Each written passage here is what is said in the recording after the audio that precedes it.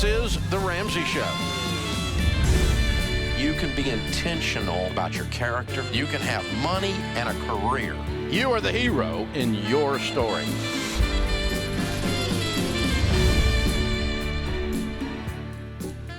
Live from the headquarters of Ramsey Solutions, broadcasting from the Dollar Car Rental Studios, it's The Ramsey Show, where debt is dumb, cash is king, and the paid-off home mortgage has taken the place of the BMW as the status symbol of choice. Welcome to The Ramsey Show. George Camel Ramsey Personality is my co-host today as we answer your questions about your life and your money.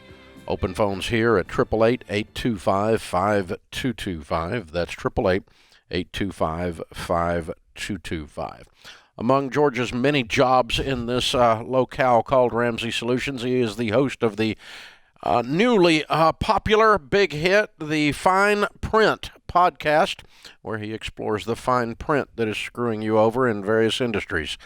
And George, is it the new one that just dropped? I picked it up on my walk this weekend on Christmas. Holiday spending. Holiday spending. Is that brand new? Is that the one that just dropped? That's the newest one. Okay, look at me. I'm You're caught up. That's so great. Caught up. Thanks for listening, by the way. Sure, I'm trying to boost the listenership here, but that was really intriguing and really good. You guys did a great job with that. Thank you. I hadn't seen the outline or the wireframes on it or anything, and so I was just having the full user experience as if I was a consumer instead of the owner of the place, and it's really insightful. I mean, with all this disruption with supply chain, inflation, cray-cray out there, I mean, crackadoodle, man. The whole culture's got lost its dadgum mind.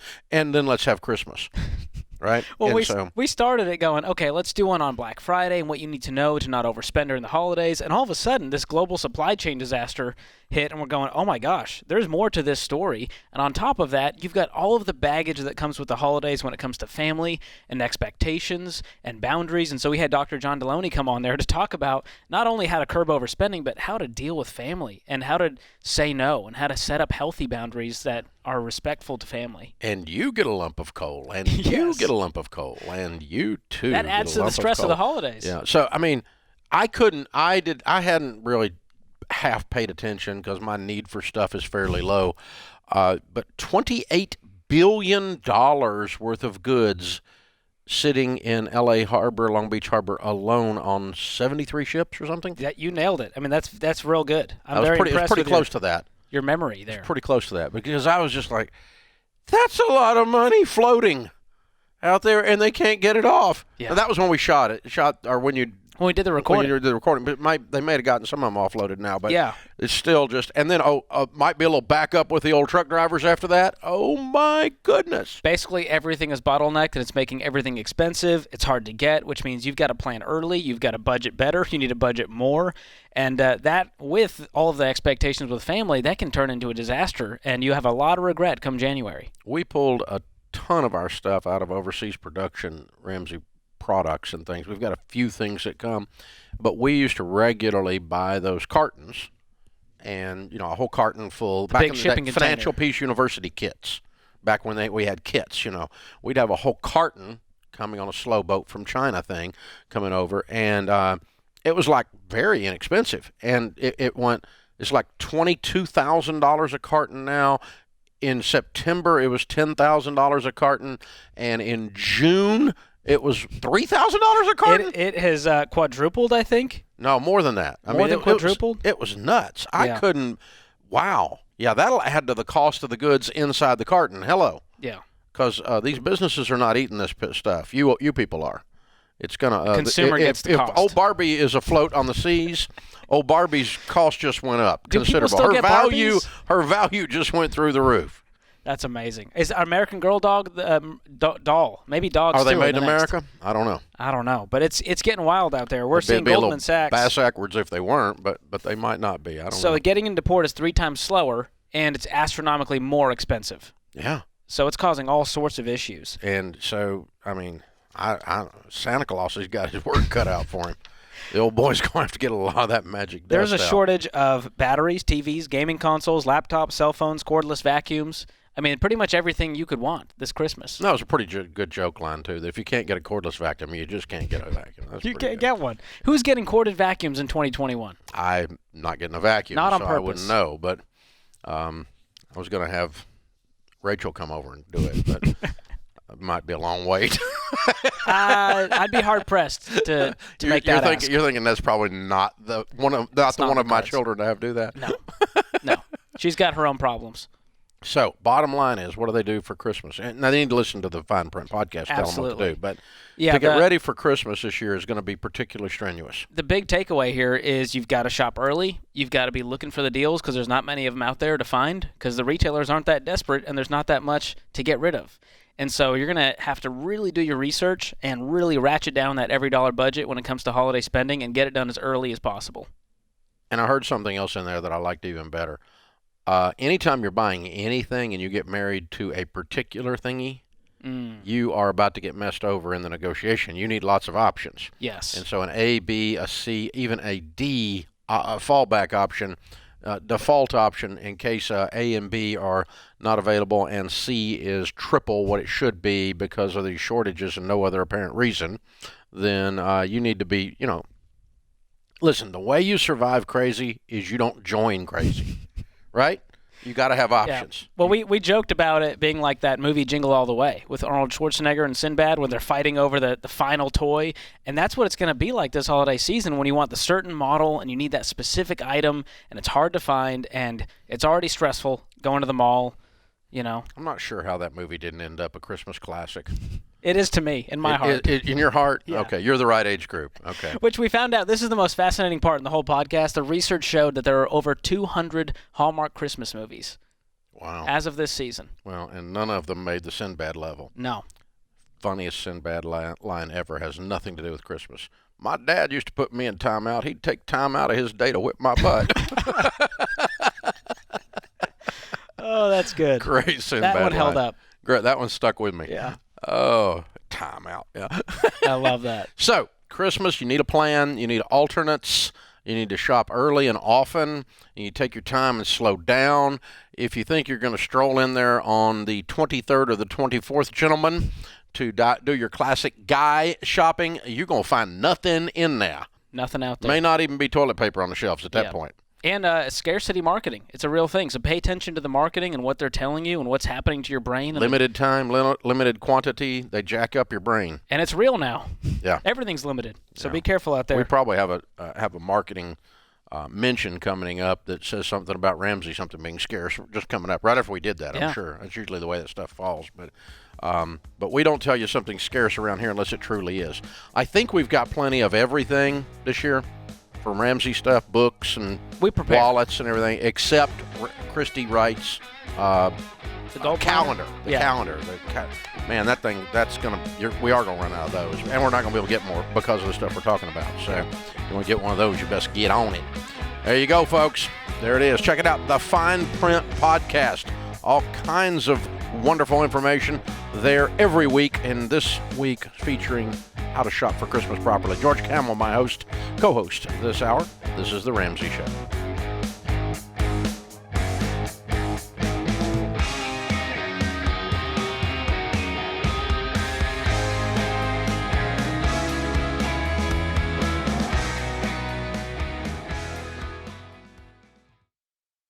If you're ready to get out there and find a job you love, then you need to hear this. Job hunting can be stressful and time-consuming, but my friends at ZipRecruiter have made the whole job search way easier. ZipRecruiter is rated the #1 job site in the US by G2, and it's free. So how does it work? First, go to ZipRecruiter.com/Ken. Then create a free profile and let their technology do the hard work by finding and sending you jobs that are a great fit. And get this, ZipRecruiter pitches your profile to companies whose jobs match your skills and experience. If someone from that company likes your profile, they can personally invite you to apply for the job. So if you're ready for an easier job search, check out ZipRecruiter. Sign up for free right now at ZipRecruiter.com/Ken. That's ZipRecruiter.com/Ken. Sign up today, absolutely free, and let ZipRecruiter work for you.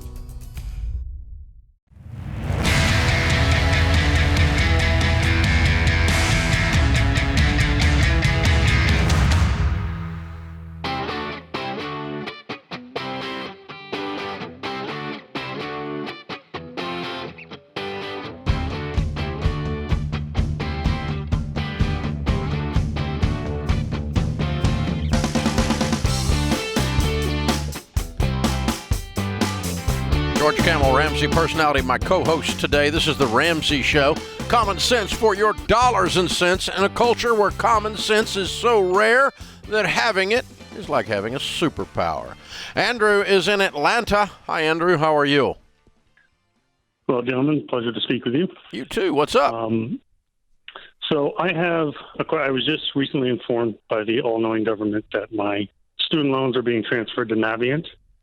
And given the questionable nature of that company, I'm wondering if that changes my debt snowball.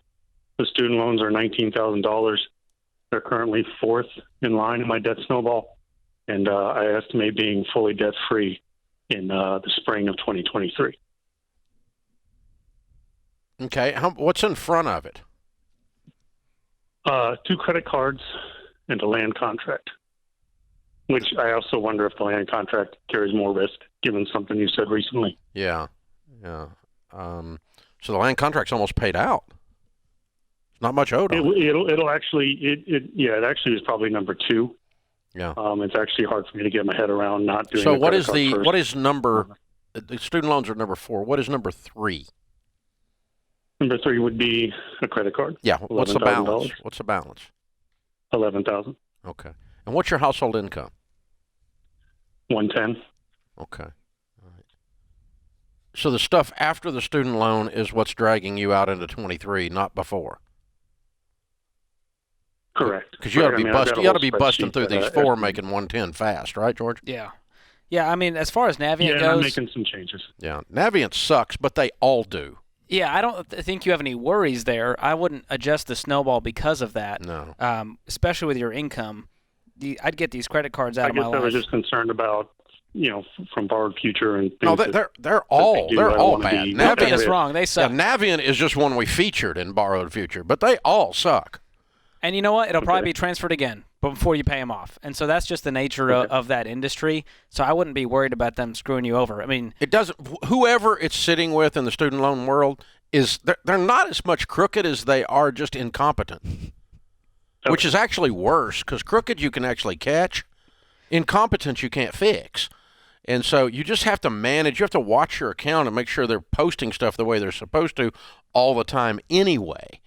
Whoever it is. So just watch it like a hawk and keep it right there is what I would do. Yeah, I don't see any need to move it around in the debt snowball. I think you just stay the course and use this income to your advantage and maybe try to increase it if you can to speed this thing up because we're talking... You're done with the student loan, though, in, 6 months? Yeah, I'm probably done with it by the end of 22. I've got a whole spreadsheet that tracks. Yeah, I think that's a little late. I think you need to turn your snowball up a little bit because not 30,000 is the last 2. I don't know what the first 2 are, but making 110, you need to get there. I mean, yeah, you need to get there inside of 6 months. Yeah, I don't want to keep these things around like a pet. But that's a different subject. But no, I wouldn't move it. To answer your question, I would watch them like a hawk. But any of you that have a student loan, you need to watch them all like a hawk because they just can't find their butt with both hands. I mean, they really are incompetent. They're just not. I mean. And don't care. And they don't care. They just do whatever. I mean, they just lie. Yeah, with every payment, I'm going to be checking the website, making sure they took out exactly what needed to be taken out and no more, and watching that thing. Constantly auditing your own account. Yeah, that's what you've got to do with these people. Oh, the Navient people are just, it's just a, whew. So, Michael's in Houston, Texas. Hey, Michael, how are you? I'm doing just fine. Thanks so much for taking my call, guys. Sure, what's up? I got 2 things for you. Number one, I wanted to at least provide a testimonial for some of the advice that you're giving on here. My wife turned me on to your show about 4 years ago. And in 4 years, we are completely debt-free. We've paid our house off. Wow. We're 36. Thank you. And our net worth now is about $1.2 million. Whoa! So way to go, baby steps millionaire. I'm proud of you. Thank you. It took a lot of work. It took a lot of sacrifices, but we are completely in the green. Touchdown, man. Incredible. Way to go, hero. Thank you. So what this kind of leads me to, it's kind of a 2-part question. Number one, as far as our retirement goes, we have about $730,000 at this point with an investment company, and that's already been invested. And our next goal is that we're still living in the house that we bought together. It was our first house. And we're just starting to feel a little bit cramped, so we're looking for an upgrade. Good. So while I'm saving up enough money for the house, and let's say that I need to save up about another $150,000 to $200,000, my question for you is this: should I feel, as I'm saving up that much money, because it's a lot, should I feel the pressure to continue putting that towards my $730,000 in retirement? And then the other question is that if this is going to take me about 2 to 3 years, I'm a little bit unsure in how to invest it. And I know that you can't call the stock market, and I know that you can't time it, but my biggest fear is that I invested in something, and then 2 to 3 years from now, I have less than what I put into it. Yeah. So the $750,000 is in retirement accounts, right? Yes. Like if you take it out, you get a penalty, right? Yes. Yes. So you can't put it in that if you want to use it to buy a house. No. The idea was that I wanted to take that money and start to invest it somewhere else, as in open up like a secondary account. So are you saying you're going to stop contributing to that retirement account to save up for this house?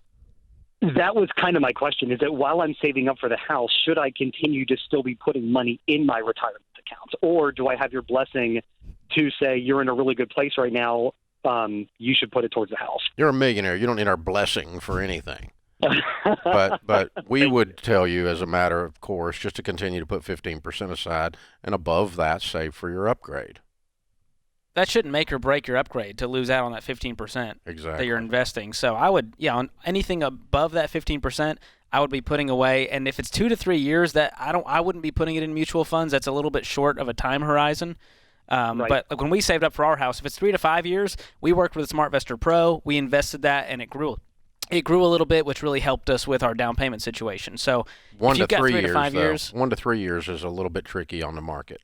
So here's your probability. So you can split it up, do some of each if you want, in terms of whether you put it in money market or whether you put it in mutual funds. If you leave a mutual fund, a general market mutual fund, good growth stock mutual funds across the 4 types we talk about alone for 5 years, 96% of the time it will make money. If you leave it alone 3 years, 67% of the time it'll make money. 1 out of 3 times it'll lose money. Okay. But it won't lose a lot. I mean, it might lose, you might put in $100,000, it might be worth 95, or something. So it's not like you're going to lose all your house money, but you probably won't make any money that's appreciable. And so that's why I said you might play the market on some of it, and some of it you might not play the market. But even by playing the market in air quotes, I'm going to be in some very conservative mutual funds and money markets. Or I'm going to be all in money markets if I just don't want to worry about it at all. But if I really want to take a little bit of risk, you might lose a few $1,000s if you're only leaving it alone 3 years. Yeah, and with a high-yield savings account, I mean, you're looking at a 0.5%, so it's not the sexiest thing, but it is guaranteed.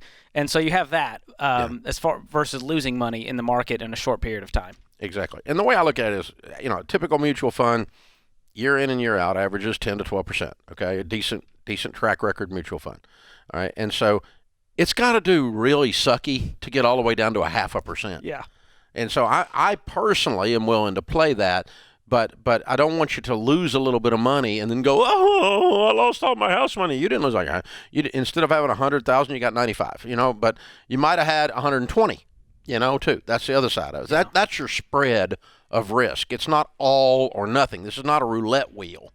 So you're not playing, you're not playing Bitcoin, you're not playing Beanie Babies, and you're not playing gold here. This is a low risk scenario. So your range of risk is really small.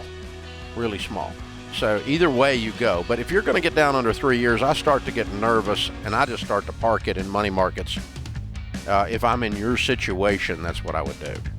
So, good question. Thank you for joining us. This is The Ramsey Show.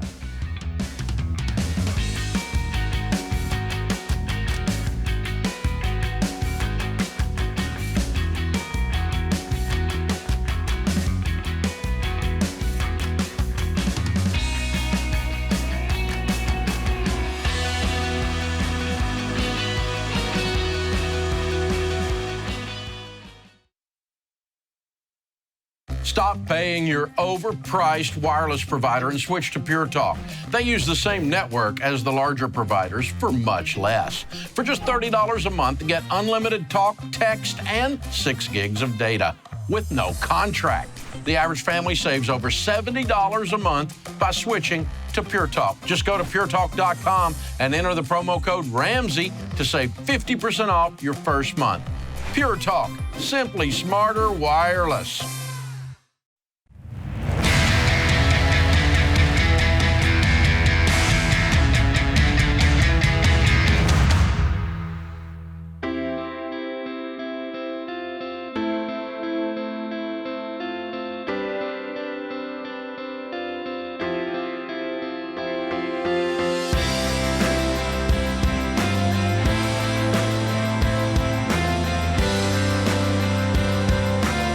In the lobby of Ramsey Solutions on the debt-free stage, Jim and Jenna are with us. Hey, guys, how are you? Hey, howdy. awesome. Welcome, welcome. I love your tie-dyed Be Weird T-shirts.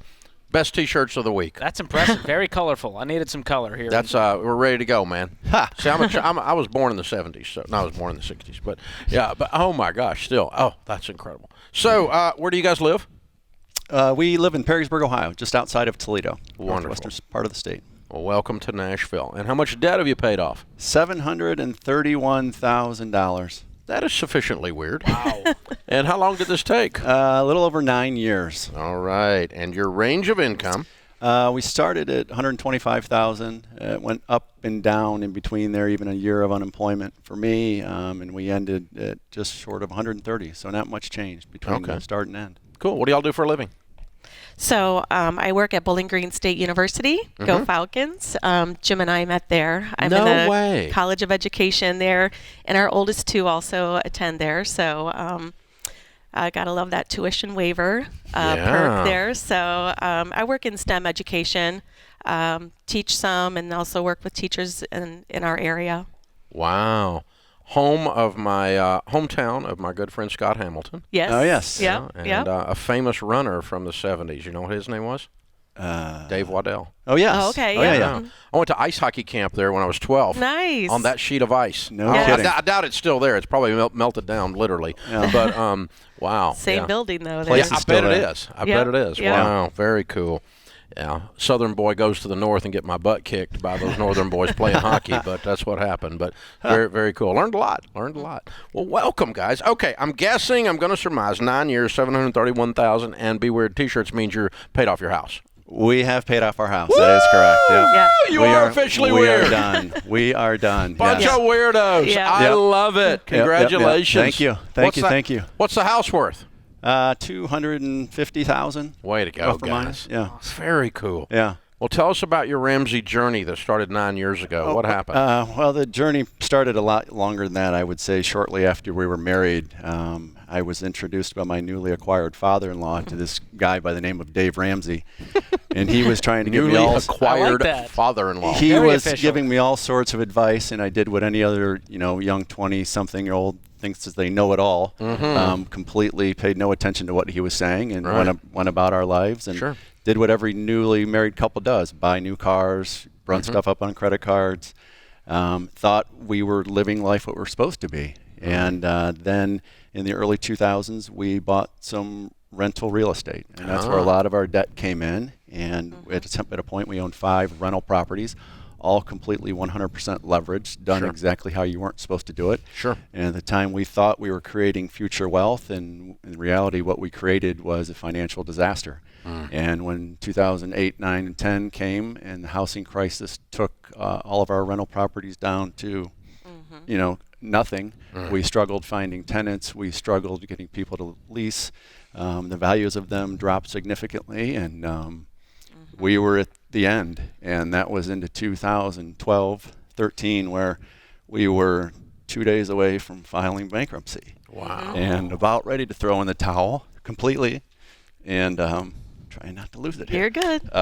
Just couldn't do it, couldn't let my kids down. And we were 2 days away. We had the Chapter 7 bankruptcy petition all filled out, ready to go. And they said, we're just not going to do this. We're going to fight our way out. So my full-time job, or our full-time job over the next couple of years, became dealing with all the banks, brokers, short sales, avoiding foreclosures, and made our way out from that and sold them all, took a significant hit and refinanced We did stupid things like you always say not to do. We borrowed money from our parents. So when we bought the properties, I borrowed money from both sets of parents to use towards the rental properties that we were buying. Wait. Your father-in-law who tried to get you to do Dave Ramsey loaned you money to buy nothing down real estate? So I might be really good at selling people and getting people to believe what I believe. So, wow. It looked like the wrong person converted the wrong person. Well, it's funny. But, so he passed away 9 years ago, and that was part of it. In 2012, when I saw what he left, he was a guy that drove the 1996 Jeep Cherokee his whole life, and I started to pick up on that. When he passed, I realized the legacy that he had left for his wife and now his daughter and son, and that was one of the eye-opening moments for me. When I got to see behind the curtains, like now I understand why you did what you did, and that changed my life. And so he was an everyday millionaire. He was an everyday millionaire that you would never know it. He was a guy that drove the old car, lived well below his means, and you just didn't know it, and now we do. And so after we refinanced all of that debt back into one big snowball, that's been the last 6 years that we've thrown everything we had at it, and including our house. We had a car loan in there, loans to the parents, and it was significant. There was a lot of dark moments, but so you guys narrowly avoid bankruptcy. Father-in-law passes away, and you guys go, never again. We want to leave a different legacy for our family. That's exactly right. I looked at our kids, and they were probably our biggest cheerleaders. Without it, and without any hesitation, they were our biggest cheerleaders, and they didn't know it because we just couldn't let them down. I refused to let them down, and we weren't going to quit, and we were going to make our way out of it. And for a long time, this story I wanted to keep to myself. I was embarrassed by it. I didn't want anybody else to know. And then just in the last year or so, I'm thinking, maybe there's somebody else out there that is going through the same things. Maybe some people have done the same stupid things we did, and we can provide hope. Because there was a lot of dark moments, and you're looking at little kids, and all of our kids, Dave, they grew up with the Financial Peace Junior envelopes. I mean, for 15 years, they were the little kids running around with the yellow envelopes and the zip Velcro thing, putting their money into it and saving it. And now I'm so proud of what they've done, and they understand what we've gone through now, and they've been a big part of this journey. So we also had fun on the long road trips in the car. We, when you could turn on the hotspot or the Wi-Fi, we wouldn't turn it on until we listened to a couple Dave Ramsey episodes and made them listen and then tell us what they learned. So dangled it like a carrot. Yeah. Right yes, you were a four-letter word many times. Our youngest could sing your opening theme song since I think he was about 10 years old. They weren't really happy when we went on car rides a lot of times because they knew we had to listen to you. In fact, my future son-in-law is out here with us as well today. And the first time I really got to spend time with him, wait a minute, you turned into that father-in-law now. That's exactly right. So this is exactly right. This has come full circle. It is. You're going to love You're this. You're now that guy. Right. So 4 years ago, shortly after they started dating, I went to pick him up from school. And it was a 3-hour trip back to Toledo, and I made him listen to 3 hours of your show because I wanted to make sure that this dude knew what he was getting into. And I am proud to say he's wearing one of the T-shirts. He's wearing one of the T-shirts. He just bought his first car for cash, and my daughter is proudly wearing a debt-free diamond. There we go. Get married next summer. There we go. He's a keeper. We've decided we're going to keep him. I'm taking high odds on the over and under that Big Jim will be crying walking that one down the aisle because Big Jim's a crier like me. Oh, 100%. That's exactly right, without question. Yeah. Changing the legacy. I mean, literally in front of our eyes. Yeah, I didn't say. I mean, I wake up every day inspired to educate, mentor, and influence kids. So together we can change the world. And we have generations of kids graduating from high school having no idea what they're doing, completely lost, having no idea how to find success, thinking that living beyond your means is the norm, having no understanding of personal financial management. And I'm blessed to lead an organization that believes we can create a world that kids will graduate from high school with a clear vision of future success. Cool. Let me get you guys into the shot before we do the debt-free scream. I'm about to run out of time here. Come on. So the name of the kids are Brooklyn, Jimmy, Trevor, and the son-in-law is? Lance. All right, guys. Everybody's here with the shirts. This is awesome. What a great story, you guys. You've been through hell, and you made a lot of good stuff out of all that manure. I'm proud of you. Very well done. Jim and Jenna and the gang from Toledo, Ohio, $731,000 paid off in 9 years, making $125 to $130. Count it down. Let's hear a debt-free scream. 3, 2, 1. We're debt-free! Yeah!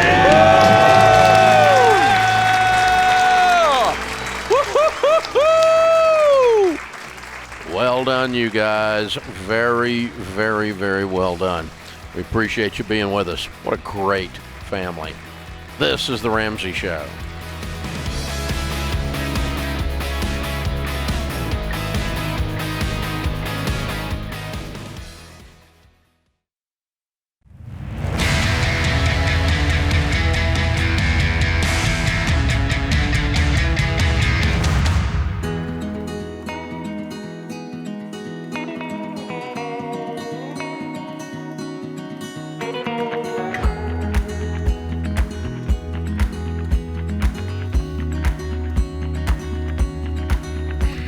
Feels like it's too soon to start talking about Christmas. I know Thanksgiving's still a couple of weeks away, but here's the deal. We know, and George talked about it on Fine Print this week, that the earlier you get started for Christmas with all the disruptions out there this year, the less likely you are to mess up your Christmas budget. So a big reason for that, we're going ahead and get started because we're going to give away some cash. The Ramsey Cash Giveaway. Every year we celebrate with our Ramsey Show listeners with our Ramsey Christmas Cash Giveaway. It's become a tradition. This year we're giving away $500 every week, and we've already started. And a grand prize of $5,000. So given that, you're glad we started Christmas early, right? There you go. So no purchase necessary. Got to be 18, of course. Go to RamseySolutions.com to enter. And you can go ahead and get in on the giving, too. We've got all kinds of life-changing gifts for you and your family. Our famous $10 sale on our best-selling books. That means you can shop over 40 of these bestsellers and envelopes for $10 each or less. You can get books like number one bestseller, Total Money Makeover. Christy Wright's 2020 Goal Planner also is a great gift. They are selling out fast. That's one that is actually scarce. So don't forget the one-time use do forget the one-time use presents and give a gift of lifetime of hope. Give away some Total Money Makeover books and some Rachel Cruz's books and Christy Wright's books, Ken Coleman's books, so on. $10 each at RamseySolutions.com. Open phones this hour.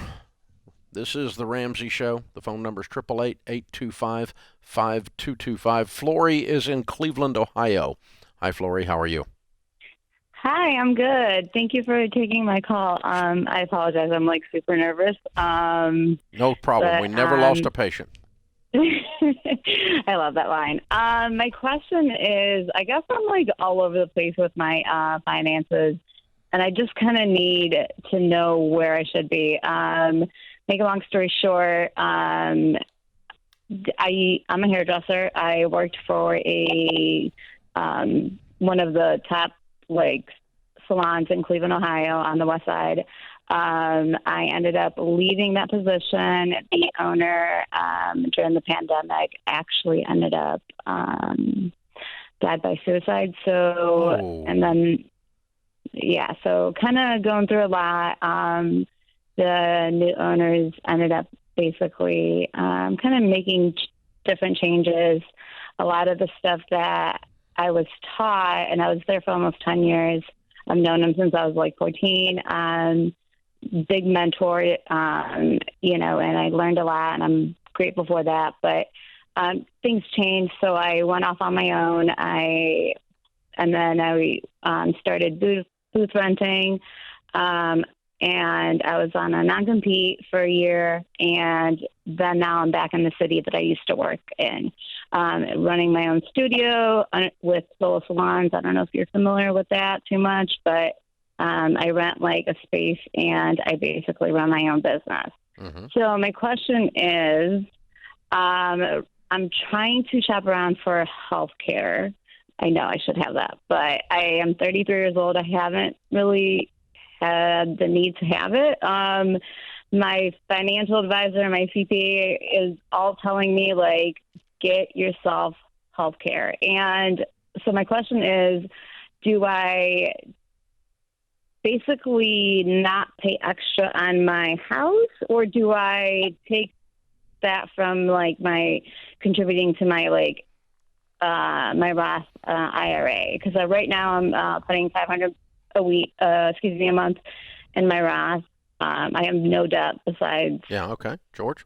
So, and I'm just trying to budget, and I don't know what my budget is. I'm still trying to figure that out. So you don't have health care right now at all? Correct. Okay. Yeah, that's going to be your A1. I mean, you can jump on RamseySolutions.com. We have insurance pros in Cleveland that can help you navigate this, help find the right option, and that's going to become a budget line item. And anything on top of that, if you don't have kids? No kids, single, yeah. Okay, so if you've got no debt, that fully funded emergency fund, you're investing 15% of your income into retirement, then you're going to start paying off that house, but it's going to be only after you've budgeted for all the things that are a part of your life, like healthcare. So any money left over, you can put it on the house, but yes, that's going to cut into the money that you would have put on the house. Hey, Flory. Yes. Today, get on Ramsey Solutions, get one of the health insurance ELPs. Do this today. You want to know why it's so important? Here's why it's so important. The number one cause of personal bankruptcy in America today is not credit cards, it's not student loans, it's not overspending. It's a medical event with no stinking health insurance. Yes. So my other question is... Wait, you kept driving too fast, girl. Raise your right hand. Dave, I will go get health insurance today. Dave, I will go get health insurance right away today. And you're saying instead of like that money that I was like putting towards, instead of like paying up, because right now I'm paying more on my mortgage. George just told you. You can't pay extra on your mortgage until you've met your budget. And your budget now includes health insurance because you raised your right hand and stuff. Yes. So how do I budget, and like what should be my expenses versus my profit, like for a small business? Is there like you're talking about the business side. Pardon? So we got to split the personal and the business side. Are you running these out of two different bank accounts? So I have an LLC, but I'm basically paying myself from my business, yes. Okay. Because your budget for your personal life and your budget for your business are going to be two separate things.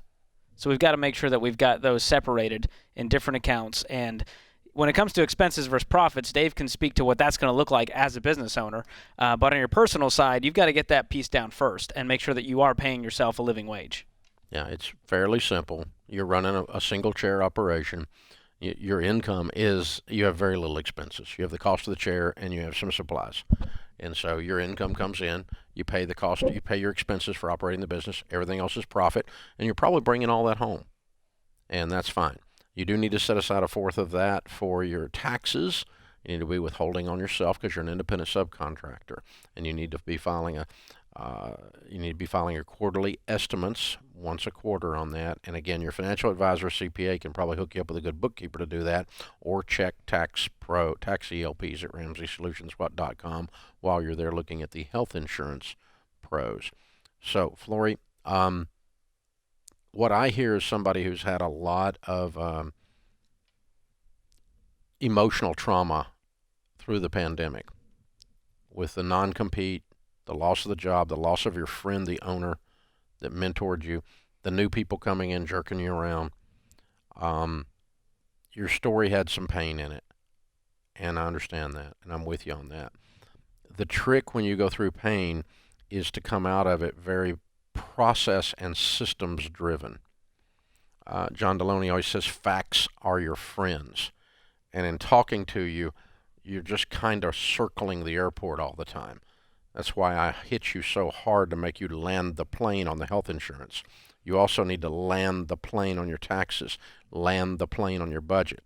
You need to get very systematic and don't be circling the airport anymore. Land on some of these things and get very precise. It's very easy in the pain because the pain was as much of your story as the details were. And I understand that. I'm not against that. I've been there myself. I know how it feels. So, but make yourself, the way that all the uncertainty and the pain will go away is by putting these detailed processes in place. Yeah, and I want to do one more thing for you, Flory. Kelly's going to pick up, and I'm going to gift you 1 year of Ramsey Plus. That membership is going to give you access to Every Dollar, which is going to be our budgeting tool that can help you put this stuff into place so that you can look at it, like Dave said, facts to your friends and go, oh, what are my expenses? What is my income? And you can go watch Financial Peace University. There's a great lesson on insurance in there that's going to tell you exactly what you need and, more importantly, what you don't need. There's a lot of crappy tools out there, crappy insurances. So go jump on that, watch the videos, get plugged into Every Dollar, and you're going to have a lot of confidence moving forward. And kiddo, you made me a promise. Better follow through.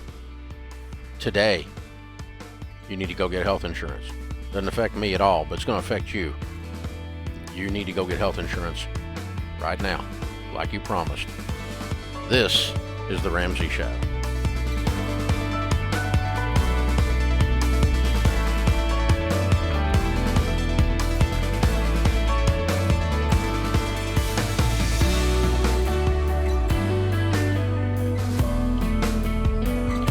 Did you know you can listen to The Ramsey Show on your smart speaker?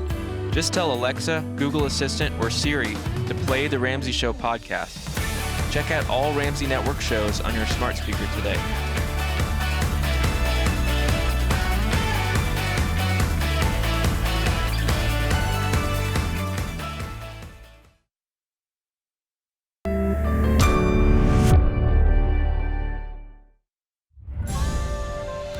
This is The Ramsey Show. You can be intentional about your character. You can have money and a career. You are the hero in your story.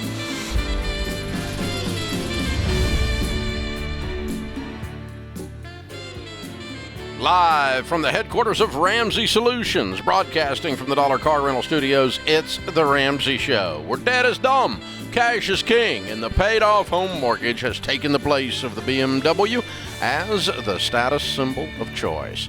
I'm Dave Ramsey, your host. You jump in. We'll talk about your life, your money. George Camel, Ramsey personality, host of The Fine Print, host of Entree Leadership, and co-host of this show today is my co-host. So check it out. George Camel and I will be here talking to you about your life and your money. It's common sense for your dollars and cents. The phone number is 888-825-5225.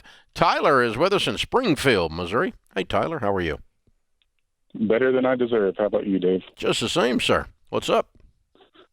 Well, I have looked forward to this phone call for a very long time, but at the age of 24, me and my wife are officially in baby step 7. Wow!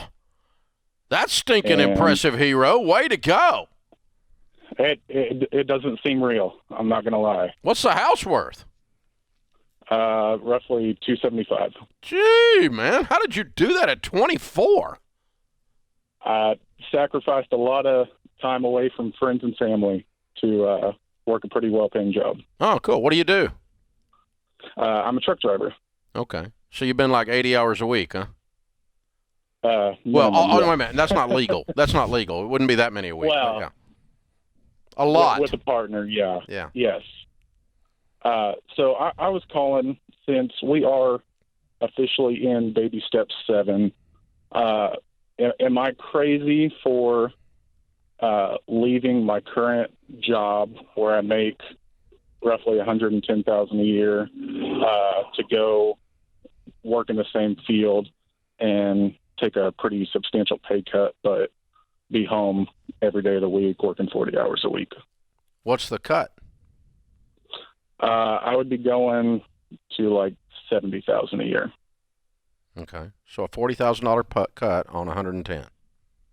Yes. Okay.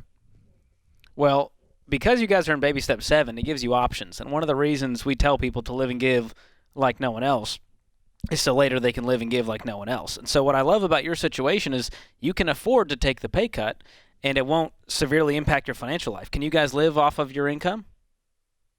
Absolutely, yeah. Does she work outside the home? She does. What's she make? About $35,000 a year. Okay. So you're going to have a $105,000 household income. You can live on that easy. You got no house payment, no nothing, no trouble. Okay. So that step is not the end of the world. Okay. And yes, you probably should or could do that. Have you got babies? No babies yet. Okay. Not enough time for it. Hadn't been home enough. Okay. Yeah. All right. Well, yes, I would do that. Now, I got to give you a huge caveat, though. Okay.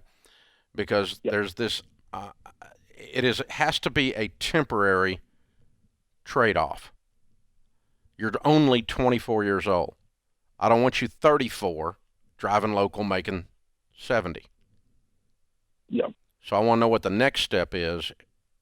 I don't want to know today, but I mean, rhetorically, I want to know what you're going to do that's going to make you, when you're 34, 150. So what career are you going to move into? Are you going to move into owning trucks? Are you going to, I don't know, but I'm not going to take you at 24 and that be the end of your career growth. Yeah. And you call that okay because of baby step 7. We're just going to kick back and take it easy. No. You're only freaking 24. Okay? So let's go do something with our life now and use this step back as, okay, I can take some classes at night, get certifications in X, Y, or Z. I can do this or that on the weekend and get set up to move to the next level and start running a Ken Coleman program on your life where you move into a career that is really not only fulfilling. I mean, his new book, From Paycheck to Purpose, I'll send you a copy of it. But purpose and time with family does not always need to equate to less money. It can on the short term, but it doesn't have to in the long term. Okay? Yeah. So yes, but not forever. Yes, but not for long is the answer to your question. Yes, I would do that. So I'll give you an example, okay? In 1994, I made I was coming out of the bankruptcy, and I was doing real estate deals again, and I made $120,000 that year in 1994. I remember this specifically. I had written the book Financial Peace, and I was selling them out of the trunk of my car for $12. You got to sell a lot of those to get to $100,000. Okay, it's not a lot of money. And I was doing some speaking, and I was making like $250 a pop doing speaking. I mean, I was not making it. And I started doing some coaching, and I was making $150 for doing coaching. And I was on the radio, and it paid nothing. And I was doing it for fun and to feed the coaching that wasn't paying much and the book sales that weren't paying much. But the Financial Peace materials obviously grew into everything we know today as Ramsey Solutions, right? And so I had this call and this pull on my life. So is it okay if I move from $120,000 a year in real estate to move to the call that God has on my life? And the first year we budgeted out, we knew what we were going to make. We were going to make $60,000. So I went from 120 to 60. And then Sharon's walking around going, the Financial Peace is where? But but the next year we made 100 and never looked back, and I obviously make a good deal more than that now. So the point being that was not a permanent thing, and it was a decision to take a step back so that we could take different steps forward, and we had that ability because, like you, at that point we were debt free. And so I could say I can step away. Plus, I knew I could step back into real estate if everything got real bad and get my income right back up. So you could go back on the road if you get yourself in a pinch. But we don't want that to be our plan. I just want you to have a long-term career path that we take a step back in order to take 17 forward. Yeah, and if you love driving trucks and that's what you want to do, that's great. But have a plan for growth long term. And if you don't love driving trucks, this is a great time to sit back and go, what do I want to do? Like Dave said, follow the Ken Coleman path, read that book, and figure out long term. He's 24. He's got the rest of his life. He's just getting started in his career. And he's a stud, man. Yeah. Whatever you do, you're going to crush it because you've got an incredible work ethic. Yeah, and just really focus and detail. Well done. Very, very well done. Hang on, I'll have Kelly pick up. We'll send you a copy of Ken's new bestseller, From Paycheck to Purpose. It just came out last week, and it talks about this. But the thing I want to push back on for our audience, George, and I do this every time Ken's on the air, I wear it out because it drives me nuts. This assumption that in order for your work to have meaning, you have to make less. This assumption that in order to have a more balanced life and have time with your family, that you have to make less. So you either have the horrible toxic job that pays a lot and you work too much and you never see your family, or we have the sweet little job that has meaning and family, but we make no money. How about C? None of the above. Not A, not B. C. The cool job that has meaning and I make more money than either one of them. That's the one you want. I like that option. But why do we have to assume that in order to have a better life that somehow we have to take less? There's this thing out there floating around that needs to be destroyed. We got to bust the myth. It's killing me. So From Paycheck to Purpose with a bigger paycheck. That's the book. This is the Ramsey Show. That's a great subtitle.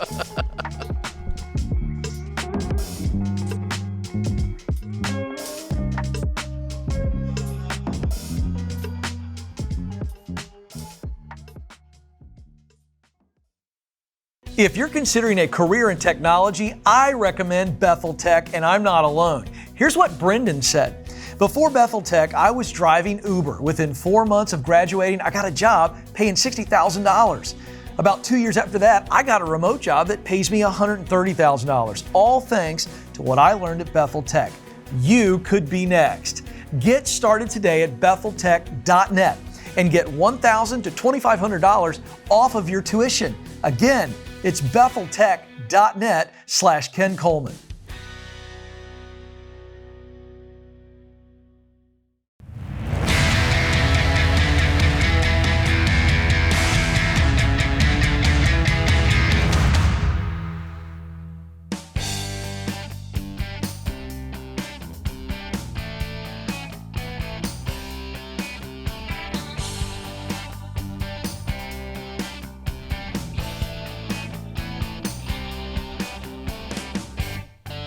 Well, we're coming into that time of year where money stress can really pile up. There's the list of Christmas presents to buy, the extra travel expenses, the bills, the payments, and the extra food. What if money was something you never had to worry about again? Not at Christmas or any other time.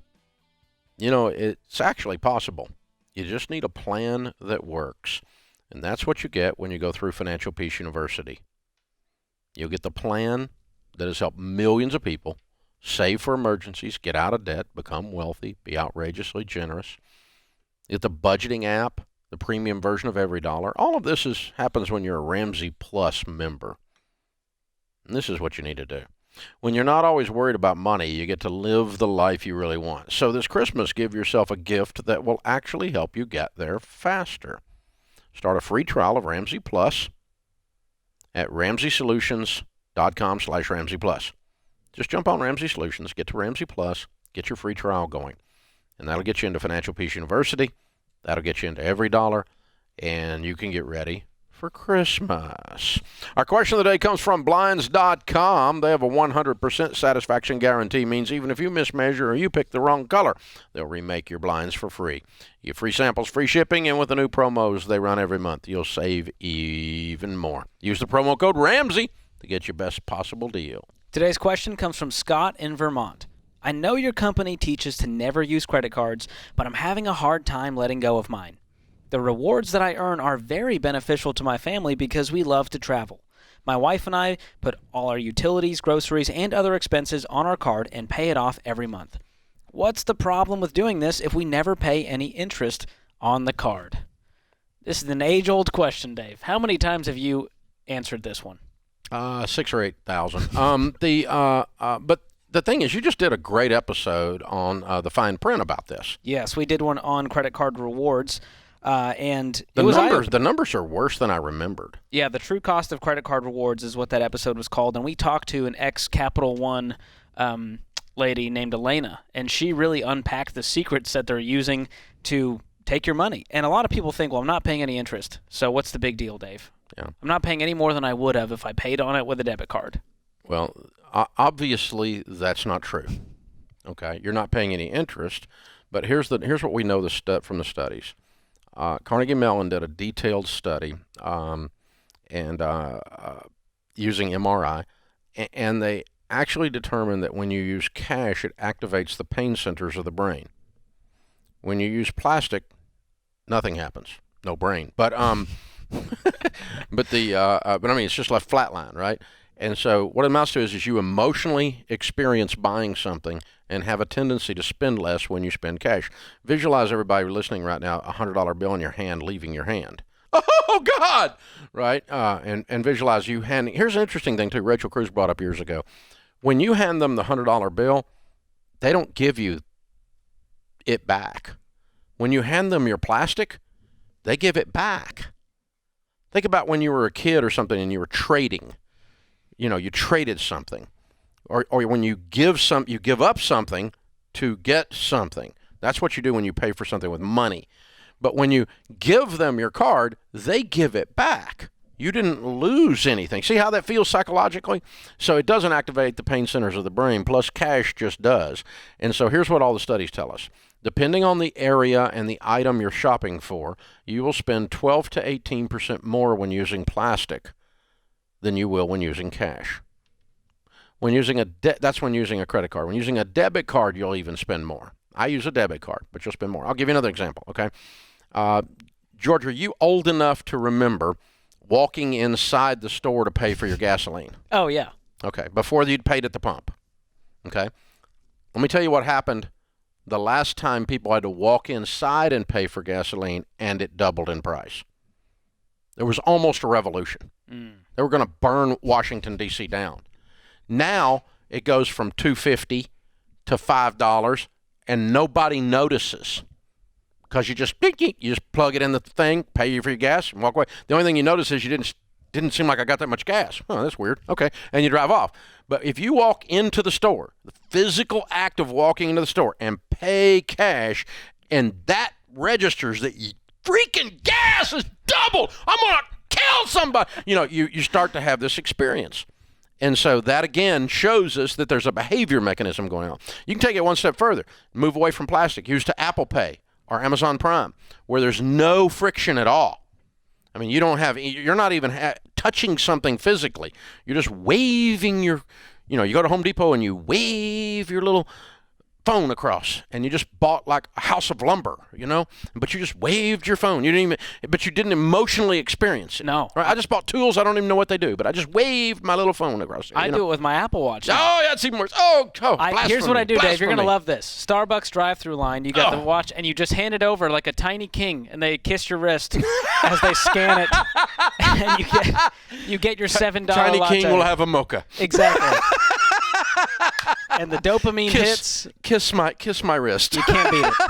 That's the Starbucks experience. That's why people go, to feel like royalty. Well, I have noticed that with the Dunkin' Donuts app that I buy more donuts too. But that's how it works. It's the same thing because you don't have to pay for it. It's already paid for. It's built in. Yes. Chick-fil-A, you can eat like half the dadgum restaurant and not even know you bought it. So the point being, guys, everybody falls for this stuff. I teach it and I catch myself falling for it. That's why Disney lets your room key, if you're staying on property, work to buy things all through Disney. Smart. That way they can charge you $82 for a raincoat they paid 12.5 cents for from China because Disney causes it to rain every afternoon on cue. But, it's built right into the system. $9 ice cream cone, right? But your room key did it, and you don't even think anything about it. It's the happiest place on earth. And then you go to check out, and you're like, oh, my God, I got to refinance the house. It's like, so this is what's going on. So that's the problem with his little theory. Yeah. Is he thinks he's the exception to all that because he got some airline miles. Here's the other thing. 78% of the airline miles are never redeemed. That's 8 out of 10. That's sad. That's everybody, okay? So if you do try to redeem them, Jupiter has to be aligned with Mars to get on the plane. I mean, you have to get the age of Aquarius to get everything to work out. There's all kinds of restrictions on those points. Exactly. And that they do points on purpose. If it was actual money, you'd know. But with points, I got 48,000 points. Yeah, that's amazing. I'm wealthy. And your point that was a fabulous metaphor you used in the fine print episode. Oh, it's like going to Chuck E. Cheese. You spend $83 getting all these tickets to trade it for a 12.5-cent plastic ring. But I got me a lot of tickets. That's your cash back. And it's all free, by the way. It's all free because it came with a pizza, I tell people to give yourself cash back. Save up for your own vacation. That's what you can do when you're debt-free and you make a plan for your money. I don't have to hope at the end of the year that we have enough points to take our family on a trip. We stayed 10,000 plus millionaires. And 90% of them, 89% of them were first-generation rich, started with nothing. And out of all 10,000 millionaires we interviewed, not a single one said, made all my money with my airline miles. They didn't say that. Wow. They didn't say, I gamed the system. I scammed old Capital One. Because I'm smarter than old Capital One. I mean, I'm smarter than they spent more on that one commercial that ran one time than I made in a year, but I'm smarter than them. The arrogance of this is unbelievable. So the fact that you think you're whipping their butt, Scott, is kind of humorous. I'm sorry, son. You're not whipping their butt. They're whipping yours. This is how they built buildings taller than your house. You would love to just trade the furniture in their lobby for your home. But no, you've paid for every bit of it. And I know you think you didn't fall for it, but you spent more. And the number of times during your life you fall off the wagon, don't pay it on time, and accidentally slip into interest, because a high percentage of credit card users eventually pay some interest. Yeah. and everyone thinks they're the exception. A little bit like a fishing story, like golfing story. That one time when I hit the ball just right, that one time I caught that big fish, and you spent $7 million trying to get to the point you got that one fish, and it's just like, it's the same crap. Yeah. So, dude, follow what millionaires do, not what broke people with theories do. And that's what people playing credit card points are. They're broke people with theories. And if that makes some of you mad out there, good. That's my spiritual gift. This is The Ramsey Show.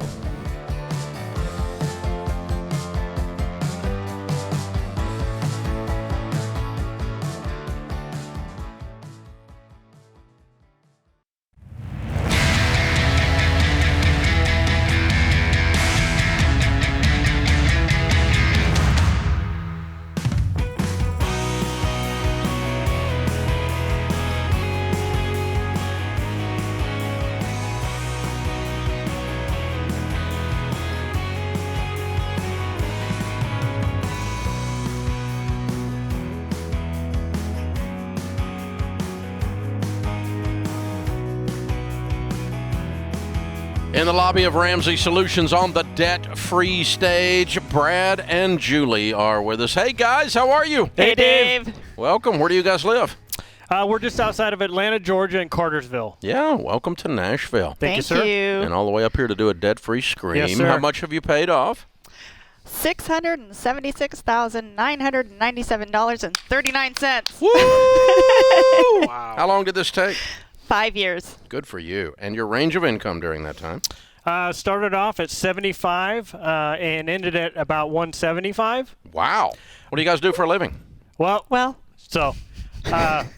Currently, I just ended my 28-year career with one of the country's longest family-owned and operated wineries in California. Mm-hmm. So I just finished my consulting with them, and I'm going to reinvent myself. And Julie? I am starting my own small business. Mm-hmm. I create unique handbags. All right. Yeah. That's fun. Good for you guys. Thank you. Yes. So you were living in Atlanta consulting Napa? Not Napa, the Livermore Valley. Oh, okay. Yeah. Okay. So I was a director of operations. Mm-hmm. So I was passing the torch to the person who took over my position. Yeah. Plus helping out on some IT type of things. So. Very cool. Yeah. Good for you. So 677 over 5 years. You pay off your house? Yes. Hey! Two times. Looking at weird people. The California house and then the Cartersville house. Wow. Yes. Wow. Yes. So do you still own the California house? No, we do not. Sold it. Okay. We sold it, and we came out very well. I can suspect that. Yes. Yeah. Very well done, you guys. Okay, so what happened that put you on this journey 5 years ago? Well, in December of 2015, a week before Christmas, my dad passed away. Mm-hmm. And then the very next day, I found out I was losing my job. Oh, my gosh. So it was a dark time. Yeah. It was a really dark time for me. And, I was freaking out. I realized, sitting down and doing the bills, we're $1,000 short every month. $1,000. Too many bills. Yep. Car payments, 401k loan, a HELOC, a bed. Just if we had the checklist of stupid from you, Dave, we ticked every box and added a few. Okay. Yeah. Because under miscellaneous, yeah. Miscellaneous, which is refi. Mm-hmm. Roll the car loan into the refi. Oh yes. 30 year. Start over 30 year. Yes. Kick the can. Yeah. But and at that point in life, didn't even realize there's a can. Didn't care, right? Yeah. You're whatever. young enough. I'll work my way through this. You can make the payments. Yeah. No biggie. We're still eating, right? Until you can't. Until you can't. And then you're $1,000 short. Then what'd you do? Well, then it was, we realized oh my goodness, it's just us. We didn't get anything from my dad's estate. This is us. No one to go to for help. I'm a huge talk radio guy, so I couldn't tell you how many times I was driving home from work, hearing you on the radio, and then listening to 2 minutes and going to the next channel because it's like, what's this get-rich-quick guy? There's no way. Until I was in that position, and that's why we got to thank you, Dave. You literally Seriously, saved Dave. our life, and I'm hoping that we can touch somebody with a similar story as ours because I eventually stopped, and I listened, and when I got home that night, I said, we got to check this guy out. He came home and he was like, Julie, I heard a guy on the radio. And I'm like, okay. Yeah. And he's like, yeah, I really think we should get out of debt. I'm like, okay, Mr. Amazon. I'm the free spirit. I'm the free spirit. She's the nerd. I'm the nerd. So. And so, that was in February of 2016. And then we signed up for FPU. Yep. And I got to give a shout out to Kim and Garrett, our coordinators. They're awesome. We still talk. And we just went gazelle from there. It was actually funny because I was like, I have no job. I'm sitting in these FPU classes. I'm like, Dave, I'm not going to be able to pay this off, Yep. But, once we started going through the classes and working the snowball, whatever we could, throw at it, it's like, oh, wow, I think this is possible. And I must say, anybody out there that's thinking about FPU or, what is it? And if you have an opportunity to do it, and we've gifted it before, do it.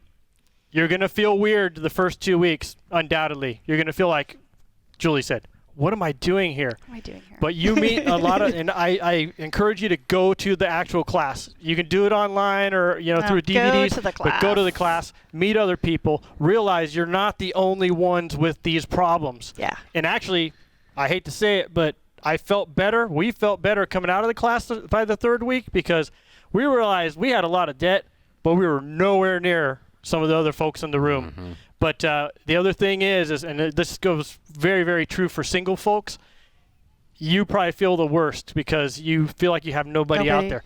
But, folks like us, you can all relate. You all have debt. Yes. And that's what's happening right now in this country. We got a huge problem. What's going on with the healthcare situation right now and all that, now is the most critical time for folks to shut the cards off, get down, get your feet dirty, and hammer it out because it can be done. It's not going to be fun. It's not like, oh, this is awesome. I'm not, who doesn't like to go get a $5 coffee and treat it like royalty, Yeah. Kiss my watch. So, Brad and Julie, I'm Yes, looking at the numbers, and I'm just like in awe. How did you Yeah. guys pay off $677 in 5 years making what you make? So, Did you sell some stuff? What happened? Yeah. Well, Get to that in a second, but yeah. Yes. Okay. So our biggest one was our California house. That was like $188,000, and so we paid that off in September of 2020, and we're like, cool. And then we're like, let's move. Yep. And so then we decided, we were originally looking at Tennessee. We settled on Georgia, and so we were like debt free for 3 months, and then we bought the Georgia house and moved across the country in January of 2021, and sold the California house, and then paid off the Georgia house. Okay. And had a nice chunk of change left over. And getting back, but prior in California, before we, actually paid that house off, it was everything. It was comic books, musical instruments. My Disney stuff. Sold my motorcycle. Wow. And what was cool was the dude that I sold my motorcycle to, I gave him a screaming deal. He came out the night before, looked at the bike, came back the next morning with cash, and he came into our house, and I think you have some of the photos there. We had a mortgage chain going down our hallway. Wow. And So this guy's we're filling out the paperwork, and I'm like, and I see his face. I go, you wondering about the links on the wall? He's all, yeah, what's up with that? So we told him, Dave Ramsey. He goes, I know about Dave Ramsey. I go, yeah. I go, you're helping us pay our debt off right now. He goes, thanks. That's awesome. And I go, for me, I love selling my motorcycle to a guy who appreciates it. He actually brought his high school friend from Southern California up to Northern California, and they were going to go on a bike trip. And it was like, you know what? Everything happens for a reason. Yeah, it all works out. Yep. So, And now you're 100% debt free, and you can buy a bike anytime you want. Exactly. Yep. So what's your first big thing you're going to do now that you're out of debt? Quit your job, apparently. Well, we already did that. But we did that, But I mean, I've never been happier. I mean, I think that's the thing, Dave. It's like, what's going to be your big thing? It's I don't know. You're looking at things differently, right? Yeah. Well, dude, we got a copy of The Legacy Journey for you. That's awesome. The next chapter in your story to move on and be baby steps millionaires. You're right on your way to do that. And we just got Ken Coleman's new book just in the mail a couple days ago, so that's actually perfect timing for the job thing. Excellent. All right, well, let's count it down. Brad and Julie, currently of Atlanta, Georgia, $677,000 paid off in 5 years, making $75 to $175. Count it down. Let's hear a debt-free scream. 3, 2, 1. We're debt free!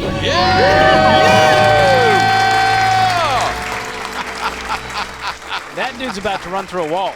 Hopefully not this glass. This is triple pain. He's not getting through it. But, man, what an inspiring couple. Wow. They're on fire. Woo. Way to go, heroes. Proud of you guys. Very, very well done. That's how you live life, man. Get after it. Get it. Get it. This is The Ramsey Show.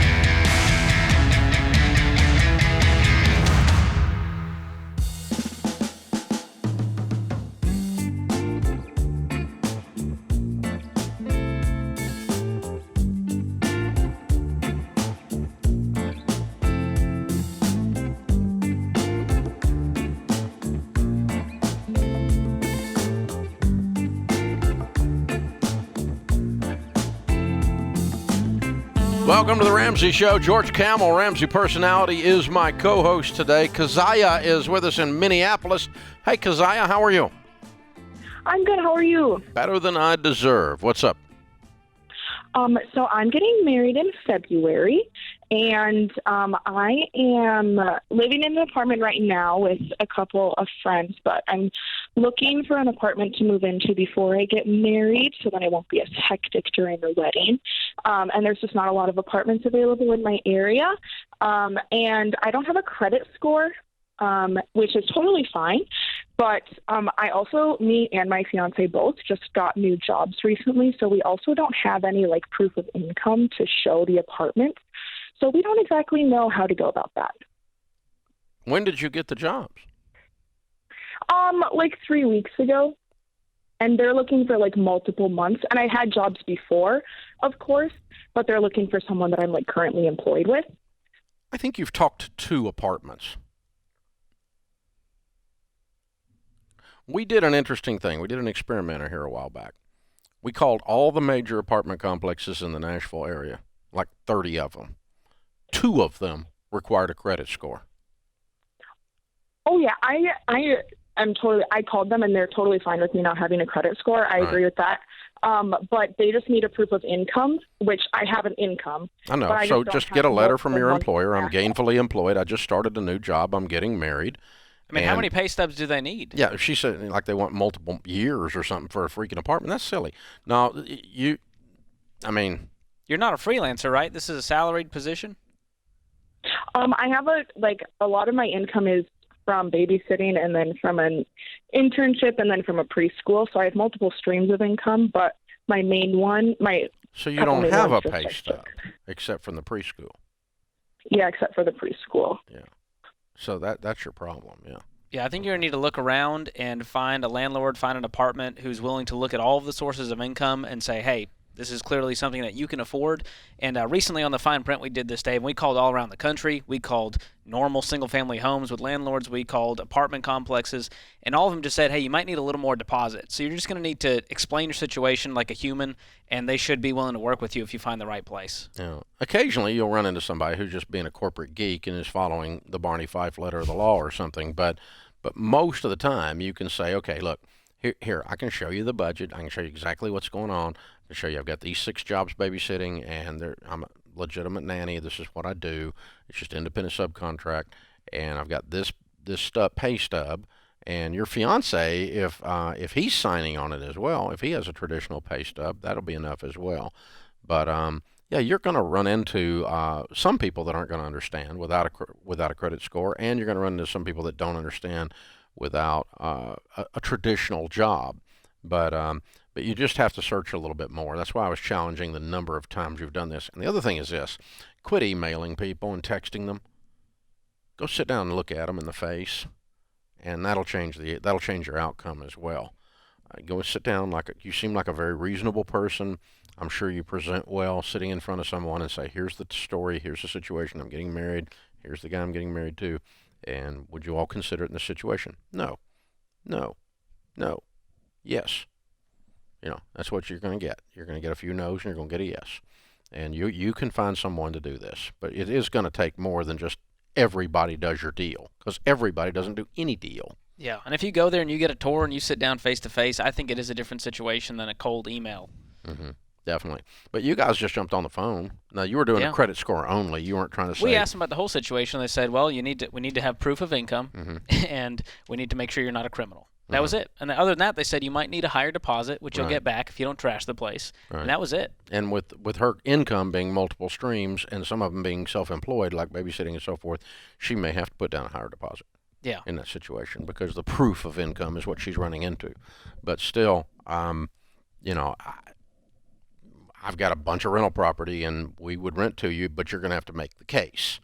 It's not going to be just automatic, well, I make some money babysitting. Well, that's not, no. You got to show me what's going on. I got to know you can pay the freaking rent. And then you're not talking to me anyway, but our property management team, that's what they would do. Bob's with us in Atlanta. Hey, Bob, welcome to the Ramsey Show. Hey, Dave. Hey, George. How you doing? Great, man. What's up? So I need a new car pretty badly. I've been driving a $500 car for the last 5 years, and it's getting to the point where everything's starting to go on, and it's got 280-some thousand miles on it. You do need and a car. And I've been shopping around almost every day, and I'm having trouble finding a used car that seems like a good deal. A lot of these cars seem like double what they should be. So I went out over the weekend and looked at a new car, and I know you say that you have to be a millionaire to buy a new car, but I just don't see the benefit right now in saving $10,000 to get a used car that's got, 80, 90,000 miles on it, no warranty. So I don't know. I don't know if right now if the situation warrants bending your rules. I just want to get your opinion on that. Well, where are you at financially? Do you have any debt? Zero. So I'm in baby step 7, and I've probably got a net worth of like $600. And why are you driving a $500 car? Well, it was a hand-me-down from my mom. I know, but leave it in the side yard and plant something in it. Oh my God, $500! You got $600,000, dude. Go buy a car. Have you saved up for this car already?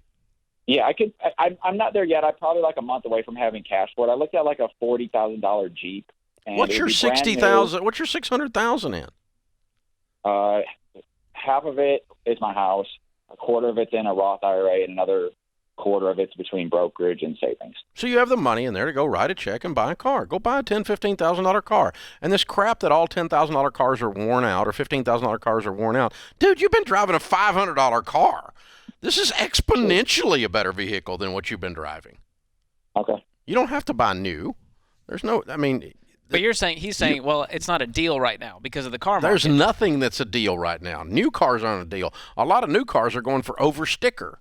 For the first time in my lifetime, and I'm 61 years old, we've always been able to buy new cars under sticker. And some of them are sticker plus. A lot of them are sticker plus right now because there's a shortage on them. And that's what's driving the used car market bonkers as well, is there's a shortage. So I would just go get me some kind of car. My God, get out of a $500 car, and then you're going to move again out of the car. It's not that big a thing. It's not that big a deal. So I was looking at an Escalade the other day, and the brand new Escalades are bonkers. People have gone, it's an upgrade. They've got this like 36-inch screen in them. They're nuts. And the guy at the dealership's a friend of mine. He goes, yeah, I'll give it to you for sticker. And I'm like, I ain't buying nothing for sticker. And he goes, dude, if you go up the street to the other Cadillac dealer, they're $20,000 over sticker because you can't get these. Wow. And I'm like, unbelievable. So I got neither. That's what I That's did. the move right there. That was a different move. But, yeah, it worked. I mean, I'm not mad at him. It's just not the time for me to buy a car, obviously. Now, but, dude, you got a $500 But a lot of people are in that boat. They're going, well, Dave, a new car is going to be way better. But if you get a $5,000 car, it's 10x what you're driving. I mean, my God, it's just, anything is an upgrade. Yeah. A bicycle might be an upgrade at this point. So move up a little, get something reasonable, and pay cash. Here's the thing. Don't talk yourself into stupid because of the market's gone stupid. Just because everybody else has gone nuts doesn't mean you have to. And you can justify, well, because of supply chain, I was forced. No, you weren't. You weren't forced to do nothing. You weren't forced to do anything. You may overpay for that used car, but not nearly as much as you will that new car, and it's going to go down in value faster. And those new Jeeps are sweet, though. He said he's looking at a new Jeep, that $40,000 Jeep. That's what did him in. He made the mistake of going to look at a brand new Jeep. And you smell that leather, and they're good-looking cars, man. They look great. I'm a car nut. But he'll be a millionaire in no time. He'll get that Jeep. Yeah. Not worried about it. Yeah. And why do we say be a millionaire before you buy a new car? Well, because depreciation is going to crush that thing like a bug, and a millionaire can take the hit. Ta-da. His name is George Camel, ladies and gentlemen, and he has all the answers you could need. Good stuff. That's how it works. Good hour, George. Well done. James and Kelly in the booth. I am Dave Ramsey, your host. This is The Ramsey Show, and we'll be back with you before you know it.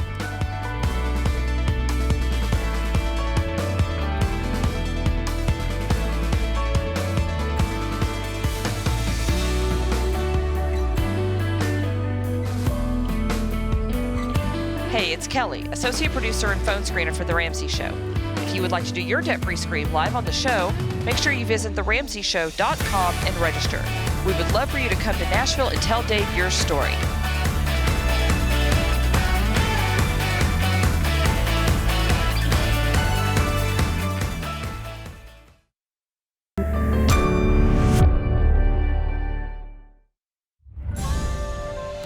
This is The Ramsey Show. You can be intentional about your character. You can have money and a career. You are the hero in your story.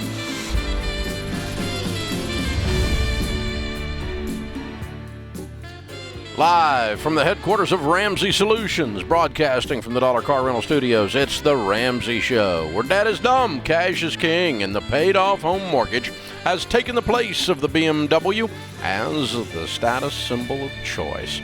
George Camel, Ramsey Personality, is my co-host today. Open phones at 888-825-5225. That's 888-825-5225. Matt's with us in Indianapolis. Hey, Matt, welcome to the Ramsey Show. Thank you, guys. God bless you for everything you do. We really appreciate it. Well, thank you. What's up? Got a question. I had a 24-year career at a previous employer and had a company-sponsored, I guess you'd say, pension plan.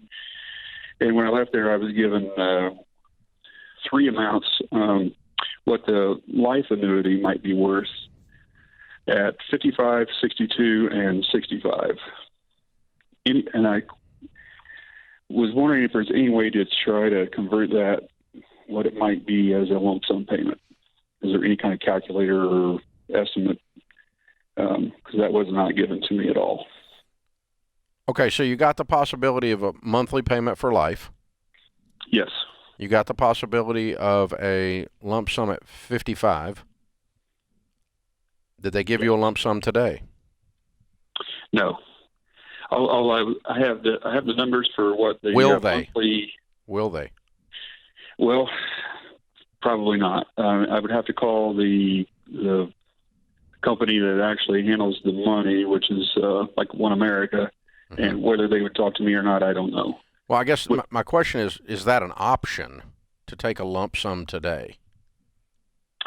Not today. I'm 53, so we're just trying to do some planning. Okay, so 55 is the soonest. Yes, sir. Okay, all right. Here's what you're going to want to do. You're going to want to take it at 55. But sure. I'll back in and help you with the answer to your question as well. What you're looking for is a discounted cash flow analysis or a net present value of the money, okay? And so When you back that out and you run the calculations with a financial calculator, you're going to find this annuity paying in the 5 to 7% range. Okay. That's what you're going to find. Okay. And so were you to take the lump sum at 55 and roll it into an IRA with no taxes involved, because it's pre-tax, I assume, right? It's a pension. Yeah. So it's a pension. Yes, it's a pension. Yeah. Yes. So you'll get taxed on it if you pulled it out. We're not going to pull it out. We're going to roll it to an IRA. That way there's zero taxes on it. All right? Yeah. Now, when you do that, if you rolled it into a good growth series of good growth stock mutual funds, you'd make 10 to 12%, and you're going to find that produces much more income than the annuity would produce. Now, the annuity for life is probably calculated out with you dying 78 years old, maybe 80, depending on which actuarial tables they're using, and that's how they run the numbers out. And so, but here's the hook to the whole thing, the deal breaker. When you die with the pension, regardless of which option you take, your estate will get precisely zero. Yes. When you die with having rolled this over to an IRA, 100% of the money will be in your estate. Yeah, that's the route I definitely want to go. Yeah. So that not only are you beating 12 or 10% over 7%, but you're also beating zero over at death, zero over. So you're better off alive, better off dead to take it. But it's okay to run the calculation out, and a SmartVestor Pro can help you do that and sit down. It's not something. It's a little too cumbersome to do on the radio, but I could do it. I could take my financial calculator out of the drawer over here and do it for you. But it's a series of numbers, and you need to sit down with somebody, take about 5 minutes to do it, and you can figure out then what the actual interest rate is that they're paying based on the different numbers that they're giving you. There's a formula to put the stream in, and you can make an assumption of 80 or an assumption of 78, and there's a formula for putting the lump sum in. There's a formula. You said there was another number at 65. When you put those three numbers in, they're all going to cough out 5 to 7%. Probably 6.5%, something like that. It's what you're going to find. That's because pensions are regulated very strictly, and they really are not going to ever produce much more than that for that reason. Yeah, it's interesting. Just doing the math on that and saying, hey, if I took this out into the IRA, let it grow, it could do a whole lot better than taking those payments or waiting any longer. Well, and you can turn around and take the payments at 59.5. You can't take them at 55. But the pension, it's one of the reasons that almost all mainstream companies have done away with pensions. They're almost all gone. Everybody's pretty much 401k. Now, you still do find pensions in unions, in huge companies, and certainly in government. You find them everywhere in those situations. But, most traditional corporations in America today don't have a pension anymore because it's just not a good deal. And it's cumbersome. It's crud to manage from the employer's standpoint. It's a disaster. It's really hard.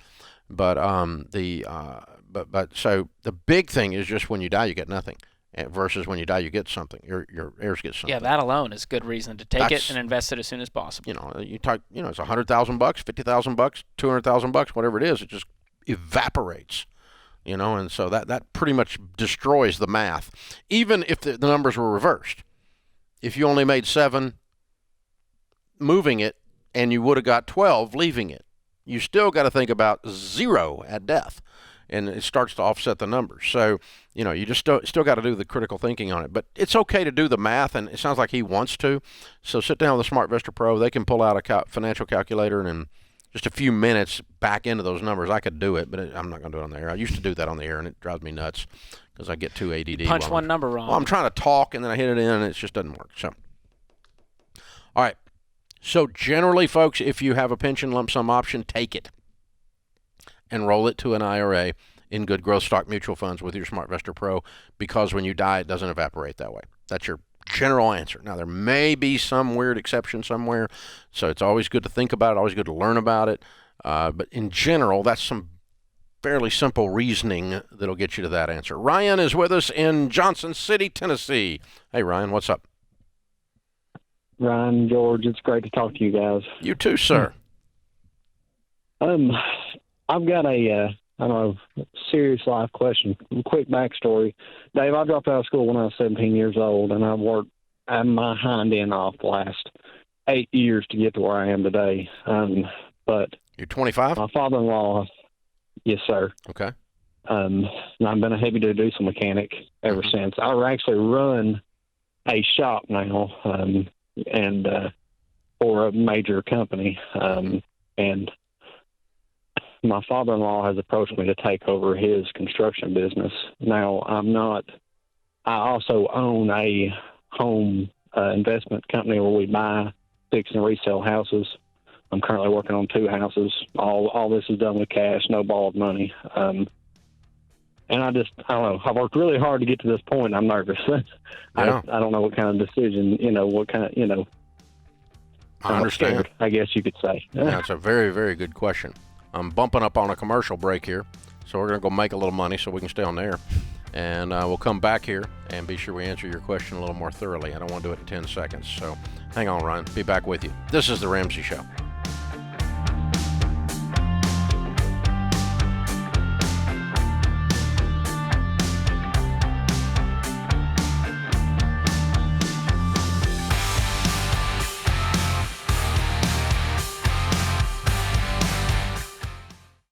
Life is full of firsts.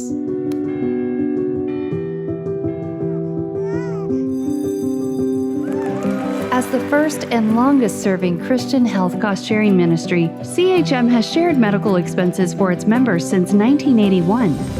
We believe you should have the freedom to focus on your health while being supported by a community of believers, giving you the opportunity to create many more firsts.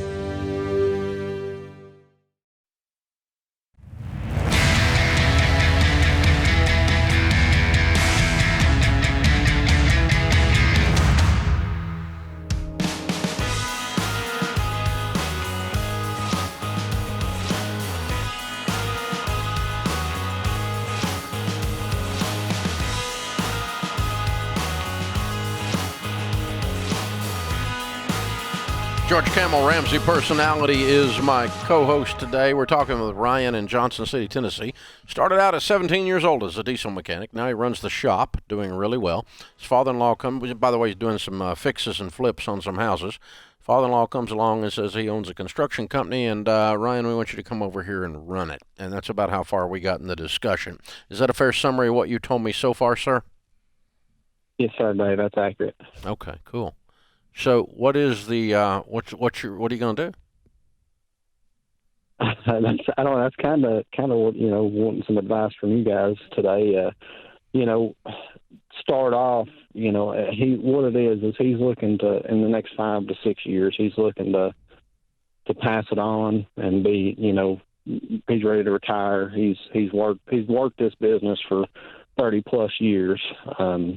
The last 5 or 10 years, he's got older in his age, and he's not been as engaged as he used to be. But I mean, he does painting and trim work, and really high end houses. It's not regular mom and pop type houses. So it's specific work, and it's highly it's in high demand for the type of work that he does. And he just is he physically still doing the work, or he has people working for him that does it?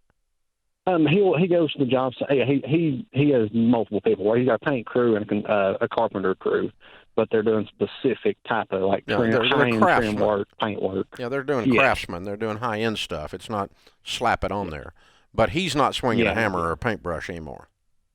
He still goes to job sites, but he works the farm. He may go to job sites and help guys if they need help, but he's not required to be there like he used to be, years ago, building the business and this and that.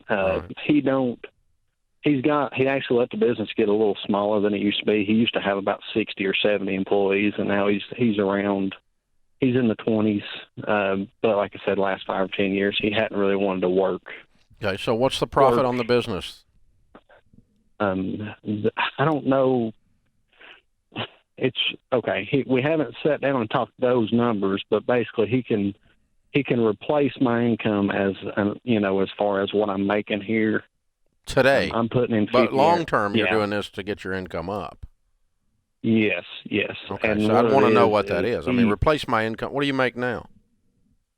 I make between. Just depends on how hard I want to work, between 85 and 90. depend. Now I'm still an hourly foreman, so I run. I still run a shop, but if I want to work extra overtime, I can get. I can get into the high 90s. Just depends on how hard and how much I want to work.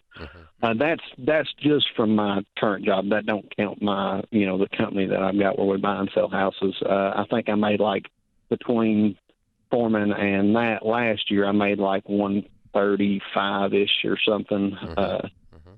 What are the terms of you taking over the business? Basically, he wants me to get in there and learn this high-end trade. I would be an owner from day one, basically. So he's always he would go work the job sites and he would get to pay for what he would earn that week. That's all he'd pay himself, and the rest of the money that all the other carpenters would work and that he would make on top of what him be on the job site, he would just put in the business account, and then he would pay himself, quarterly or once a year, just a bonus or something. And I mean, he's got a very high net worth, well over $3 million. So I mean, he's done. So is he going to? He's going to give business. you this business at the end of the story. At the end of the story, end of the day, he wants me to run it. He wants me to get this business. He wants. No, you running it for him is different than him giving it to you. Which is it? He's going to give it to me at the end of the day, but he just wants me to learn the trade and start running all this. I said at the end of the story. So you're 25. When you're 30, this will be yours. Yes, but yes. Okay. Now, when you're 50, what do you want to be doing with your life? Diesel mechanic or running high-end trade? I want to work for myself, Dave. That's not the answer. You work for yourself doing anything. Yeah, that's true. You could be a diesel mechanic for yourself and not run a shop for yourself. You could be a high-end trade for yourself. What do you want to be doing every morning when you get up Monday morning? You're going to work, have a smile on your face like I did this morning. Yes, sir. I've been doing this 30 years, and I still like it. At the end of the day, Dave, I could be doing either one of these jobs and be happy at the end of the day. Bullcrap. I'm limited. I love them both. No, listen, you are good with your hands, and you are such a freaking hard worker that you are content with anything that is hard work that you can make a living. And I want you to rise up above that and get into your head, not just your hands, and go, what's going to make me smile when this is big? And you don't have to answer me, but you got to answer you before you make this decision. Yes, sir. I think you're going to go to work for him and the hand that take this over. But I want you to be really sure that you're not just doing it just because it's there. Because you'll be miserable. Yes, don't be miserable. And look back and go, I lived my father-in-law's dream. Yes, sir. Ryan's dream. That's what we're after here. And it's okay to do that. I mean, my kids are involved in this business. They're taking it over. They're not going to be miserable. We've gone through a very detailed process to make sure it's God's call on their life for them to be here or don't be here, because nothing's worse in family business when somebody don't want to be there. Yes, sir.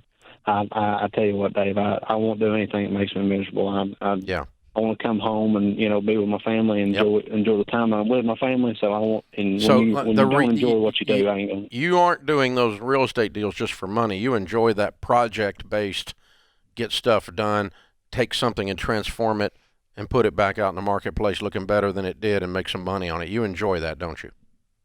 Absolutely. I love the you're a guy who management of it. fixes things. You're a guy who fixes things. So I think you're going to end up doing this, but I want you to get down inside your heart, talk with your wife, and then the other thing is with your father-in-law, don't assume squat. This needs to all be written down. Yes, sir. That's one thing he said. He said we would get with his order. Yeah, like on this date, if I am competent and I have learned the trade, you will turn it over to me. Yes, sir. That needs to be in writing, okay? So hang on, I'm going to have Kelly pick up. Ken Coleman's book, From Paycheck to Purpose, will be helpful to you. But more importantly, Kelly, give him this career assessment that we've got now. And it is, Ryan, it's just magical. It'll take you about 15 minutes to take it, and you will have insights into yourself. You can go over it with the answers with your spouse. You and your wife look it over. You could even go over it with your father-in-law. It sounds like he's a great guy. And just talk it through and go, what does the answers to this assessment lead me to this deal? Yeah. That's a very interesting situation where he can do anything, and he's a hardworking guy, but what does he love to do? Because that's what I'm looking at, is you could take over the business and go, all right, this is fun, but when you have options, which he does right now, I don't want him to feel obligated to step into family business and then step into a nightmare down the road. Exactly. And it's both of these jobs are activating the same stuff inside of him that makes him, he does stuff with his hands. He's a fixer. He's a guy who fixes stuff. So that's all perfect for both of these. That's one of the reasons he's saying that. But I want him to push past that. And Ken's this new book that is really incredible. Yeah. To get really clear on what it is you're going to do. That's stage 1 of his 7 stages to move from paycheck to purpose. And that get clear assessment that you're talking about, that purpose statement that it gives you it gives you such clarity. And you go, want to run it through this filter? Nope. The trade's not going to do it. Yep. I need to be a diesel mechanic. I need to be in real estate. Yep. And and you do move through the process. I talked about this with Ken's group the other night when we did that live stream for his book. You do move from the process of just having a job to make a living and feed your kids, eat, keep the lights on. And then you move to career. And then the best of the best is when you get to move from career to calling. When you move into your calling, that's where the joy is. That's where there's soul, the deep work in your work. Yeah. And you and I are both experiencing that personally. Yeah. So, good stuff. This is The Ramsey Show.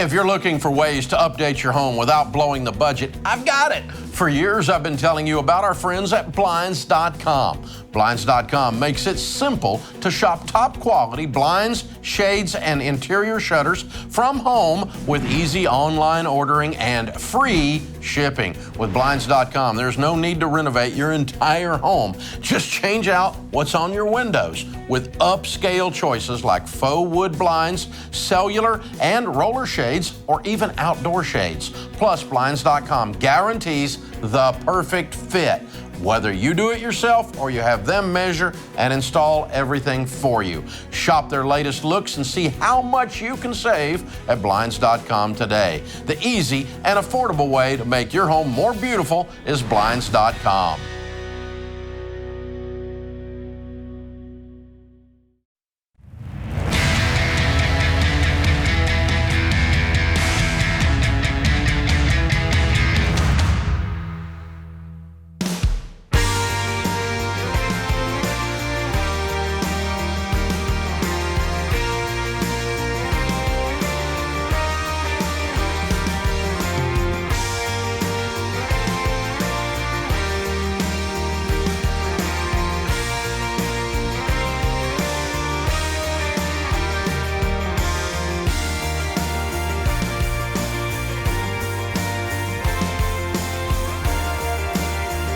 George Camel, Ramsey Personality, is my co-host today on the debt-free stage in the lobby of Ramsey Solutions.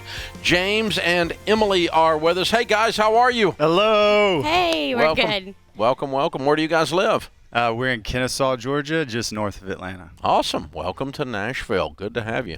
Second Atlanta debt-free screamer today. Very good. How much debt have you guys paid off?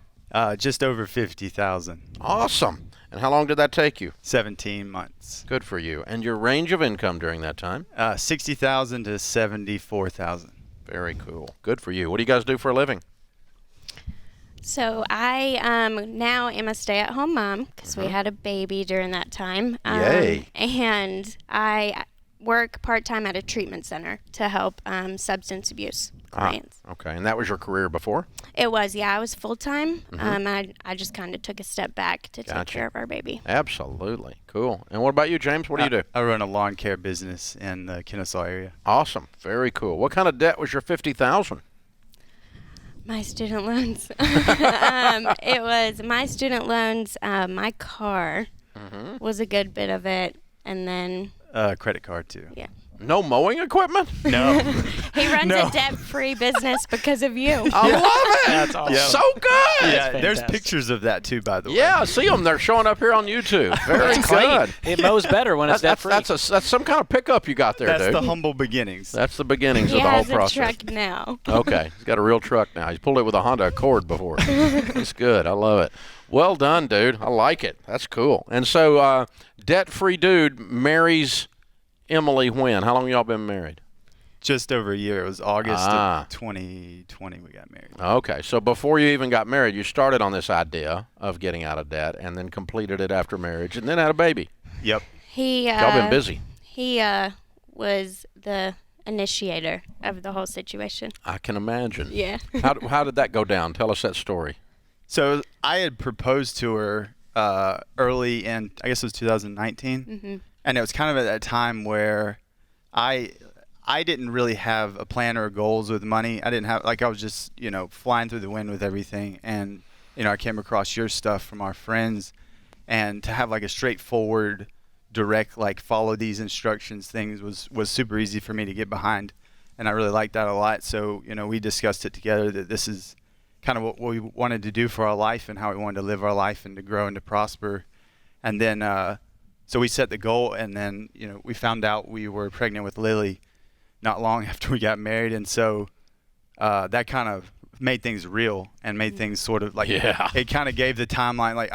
I personally was sort of pushy with it. I was like, I really want to try to get this done before she comes, if we can, so that we can come home and not have to worry about that. But we did. As soon as she was born and home, safe and healthy, as well as me, we paid it all off. You had the money saved and you chunked it in. That's perfect. Did. That's exactly what you're supposed to do. During that time, though, we were able to cash flow our wedding, pay for an ACL surgery for one of our dogs, and to pay cash for her birth. Oh, wow. Yeah. Wow. And he's building this lawn care business with cash the whole time. Yeah. He was doing that, and I worked 3 jobs up until I gave birth. Wow. Man, you guys have been after it for 17 months. Mm-hmm. So what was the hardest sacrifice along the way that you guys had to make? I don't know, sacrifice. I really like eating out, but I would say the hardest part was probably when we came to the grips. We did financial peace as kind of our premarital thing. We went through the course online at the time because it was COVID.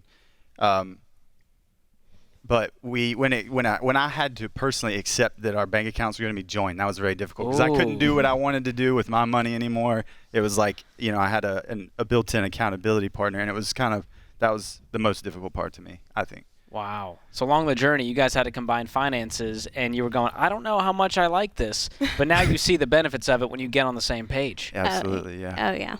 How's it feel now to be free? I mean, that financial peace is the perfect way to describe it. You know, it's like, it's kind of, I feel normal. Like, this is kind of, it's hard to describe. Like, I felt weighed down before and stressed out a lot. And, I'm sort of a naturally high anxiety person as it is. And so to not have to worry about that is just huge. I mean, it's huge. It really is just like, that sigh of relief. Like, it's like this part's taken care of, like we're okay.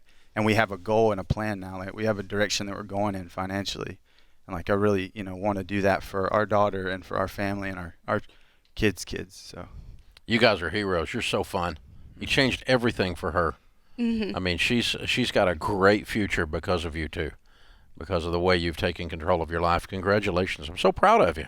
Thank you. Yeah, it was tough. I'm a spender, I would say. And it was difficult, but I think having him was super important because at times I wanted to be weak, he was strong.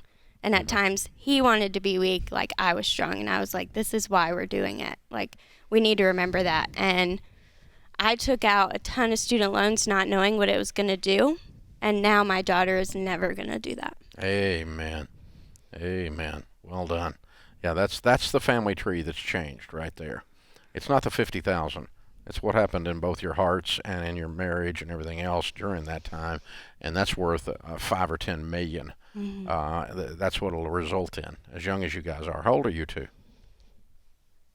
I'm 27. Mm-hmm. I'll be 35 in December. Okay, wow. Very cool. Good for you guys. Yeah, the future's bright, baby. Future's bright. Very, very, very well done. And what's your baby's name? Her name's Lillian. Lillian. Okay, and she's visiting off to the side, I understand. She is, yeah. Okay. She might freak out. She's a little camera shy at her age. Okay, that's cool. No troubles. No troubles. All good. All good. Well done, you guys. Who were your biggest cheerleaders outside the two of you? I would say our friends were kind of cheering us on along the way. A lot of them, they didn't necessarily, friends and family were cheering us on along the way. They didn't necessarily buy into what we were doing because it's, not a normal thing in the eyes of society, but they cheered us on. Yeah. Yeah, they like everyone you're wanted us to weird, win. but I love you. Yeah, so, yeah. There you go. Good for you. Like, you guys are doing good. Yeah, that's good. I like it. Well, you never know. Some of them may come along now that you're having this sense of peace that they don't have. Yeah. Yeah. So good stuff. So what would you guys say to the couple out there who's about to combine the finances? They're getting married. They've got a pile of debt, and they're a little bit anxious about all this stuff. I would say, you said it really well, George, when you said that it gets us on the same page, because otherwise, even if we both have the same goal but aren't combined in what we're doing, it's just still off a little. It's like you're not really there. You're not walking hand in hand on the same path. You're kind of walking two separate paths in a similar direction. And it's like just so much stronger. It's like getting in the car and driving down the highway rather than wandering. It's like so much better. For me, it was trust. Like, I took that extra leap to trusting him because I told him straight up, I was like, I kind of want a separate savings account just in case. Like, what if? And his exact words were, you're setting us up for failure and for divorce. Ooh. And, yeah, it was... Them fighting words. That was mic drop. That was before being married. So we still got married. But he was right. Like, I don't need an escape route because we're in this together. Like, we're in this together, and I had to trust him. Beautiful. Beautifully said. That's strong. I don't need an escape route because we're in it together. That right there's tweetable. I'll take it. Back when people that were real were on Twitter. But yeah, oh my gosh, way to go, guys! So proud of you. Got a copy of the Legacy Journey for you. That is the next chapter in your story for sure. That's where you're going next, and on to Baby Steps Millionaires before you know it.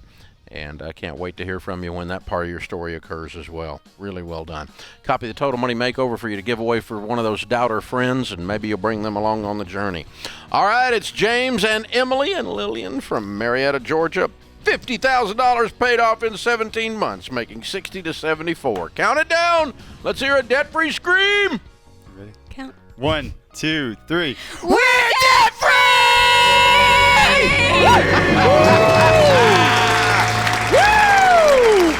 That is how you do it, ladies and gentlemen. This is The Ramsey Show.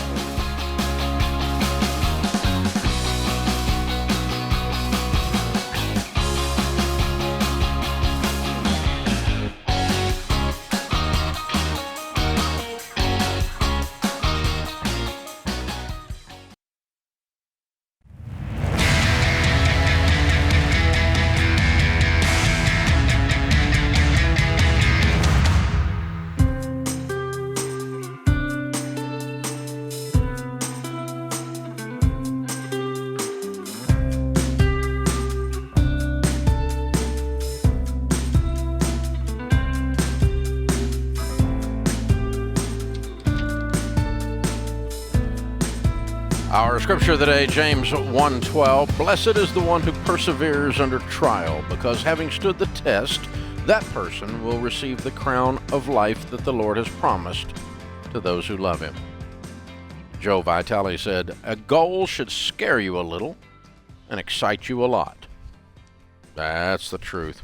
So let me ask you a question. When you think of a millionaire, what kind of job do you picture them having? Some kind of high-powered executive position, CEO, VP. Well, here's the thing. Only 15% of millionaires actually have jobs like that. The reality is the top 5 careers for millionaires in America are engineer, accountant, teacher, manager, and attorney. And that's just one of the surprising things our team found when we conducted the largest study of millionaires ever done. They talked to 10,000 millionaires about who they are and how they achieved that goal. Our study also made it clear that to become a millionaire, you've got to invest wisely, and a big part of that is getting good investing advice. The vast majority of millionaires use an investment advisor to teach them, and then they make their own decisions. Our team recommends trustworthy, vetted investing pros from all over the country. We call them SmartVestor Pros. To get in touch with a SmartVestor Pro in your area, go to RamseySolutions.com/SmartVestor and start building wealth today. That's RamseySolutions.com/SmartVestor. George Camel is my co-host today. Alex is with us in Sacramento. Hi, Alex. Welcome to the Ramsey Show. Hi. Thanks for answering. Sure. How can we help? I have a question about cancer insurance. And so I know you don't recommend cancer insurance, but I was wondering if that still applies in my situation. So I have a genetic mutation where my chances of getting breast cancer increased to about 70%. And I scheduled the appointment to meet with my insurance company, and I'm about to cancel it, but I want to make sure that I'm doing the right thing.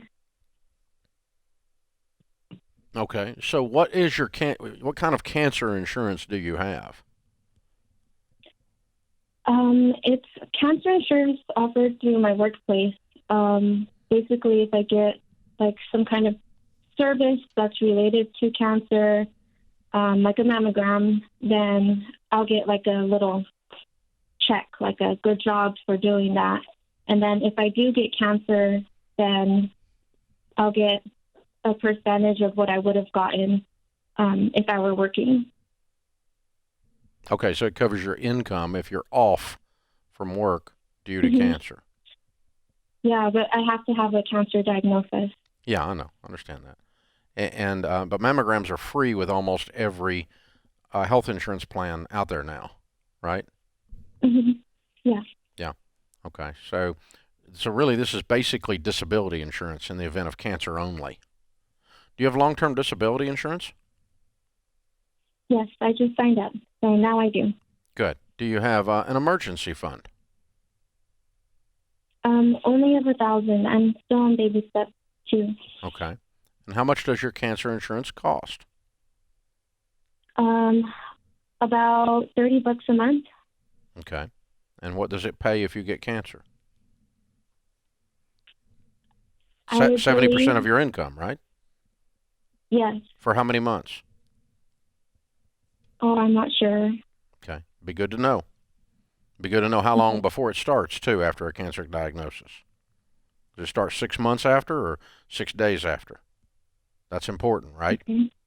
Okay, so here's the thing. If you have 3 to 6 months of expenses, I would drop it even in your situation.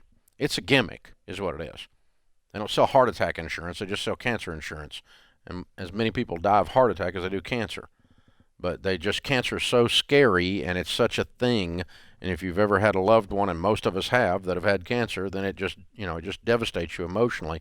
And so you're so susceptible to that. So I would keep it for now, but I would not keep it long term because it is really not a good product. But for right now, $30 a month is covering you because you only got $1,000. But once you have 3 to 6 months of expenses set aside and long-term disability insurance in place, you've got no need for it.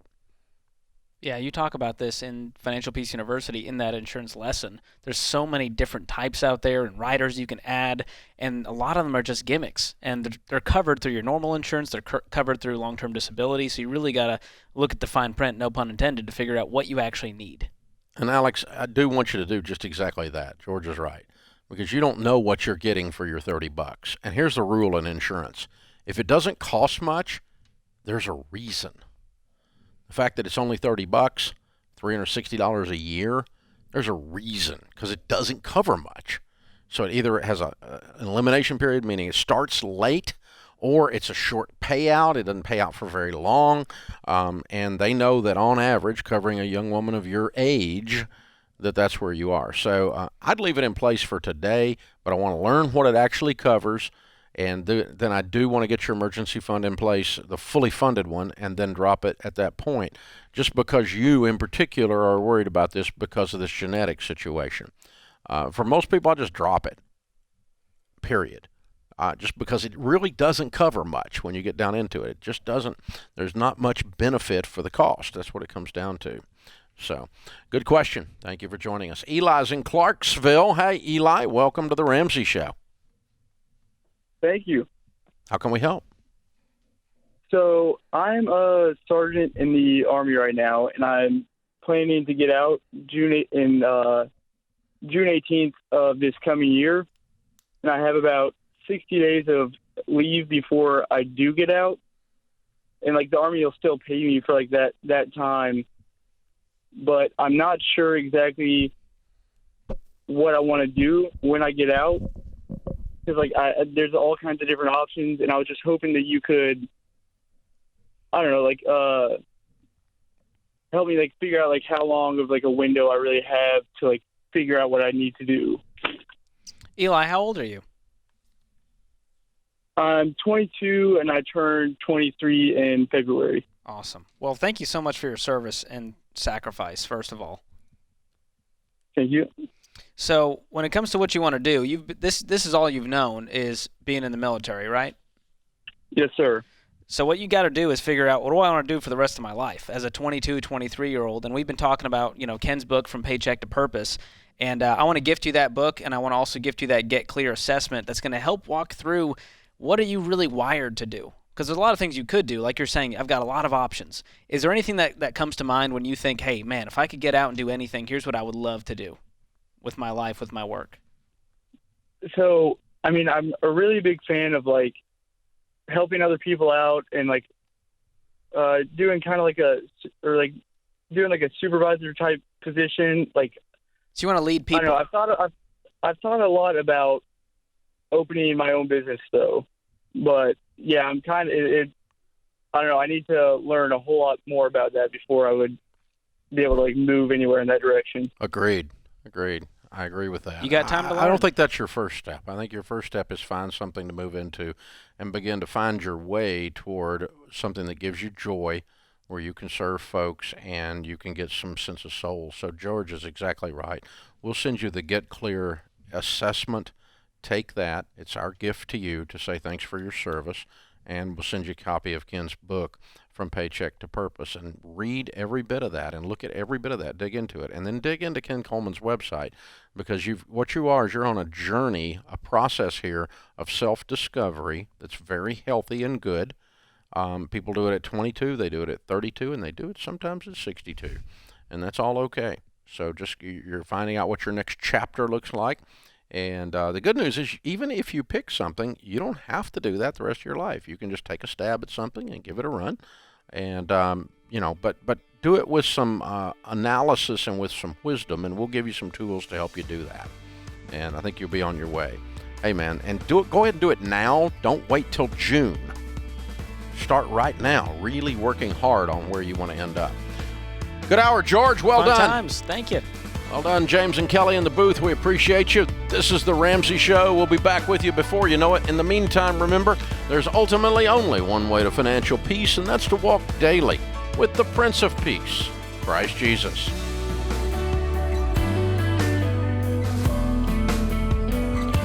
Have a friend or family member that needs a daily dose of Ramsey advice in their life? Let them know about the Ramsey Call of the Day podcast. It's a quick hit of advice about life and money in under 10 minutes. Check out the Ramsey Call of the Day podcast wherever you listen to podcasts.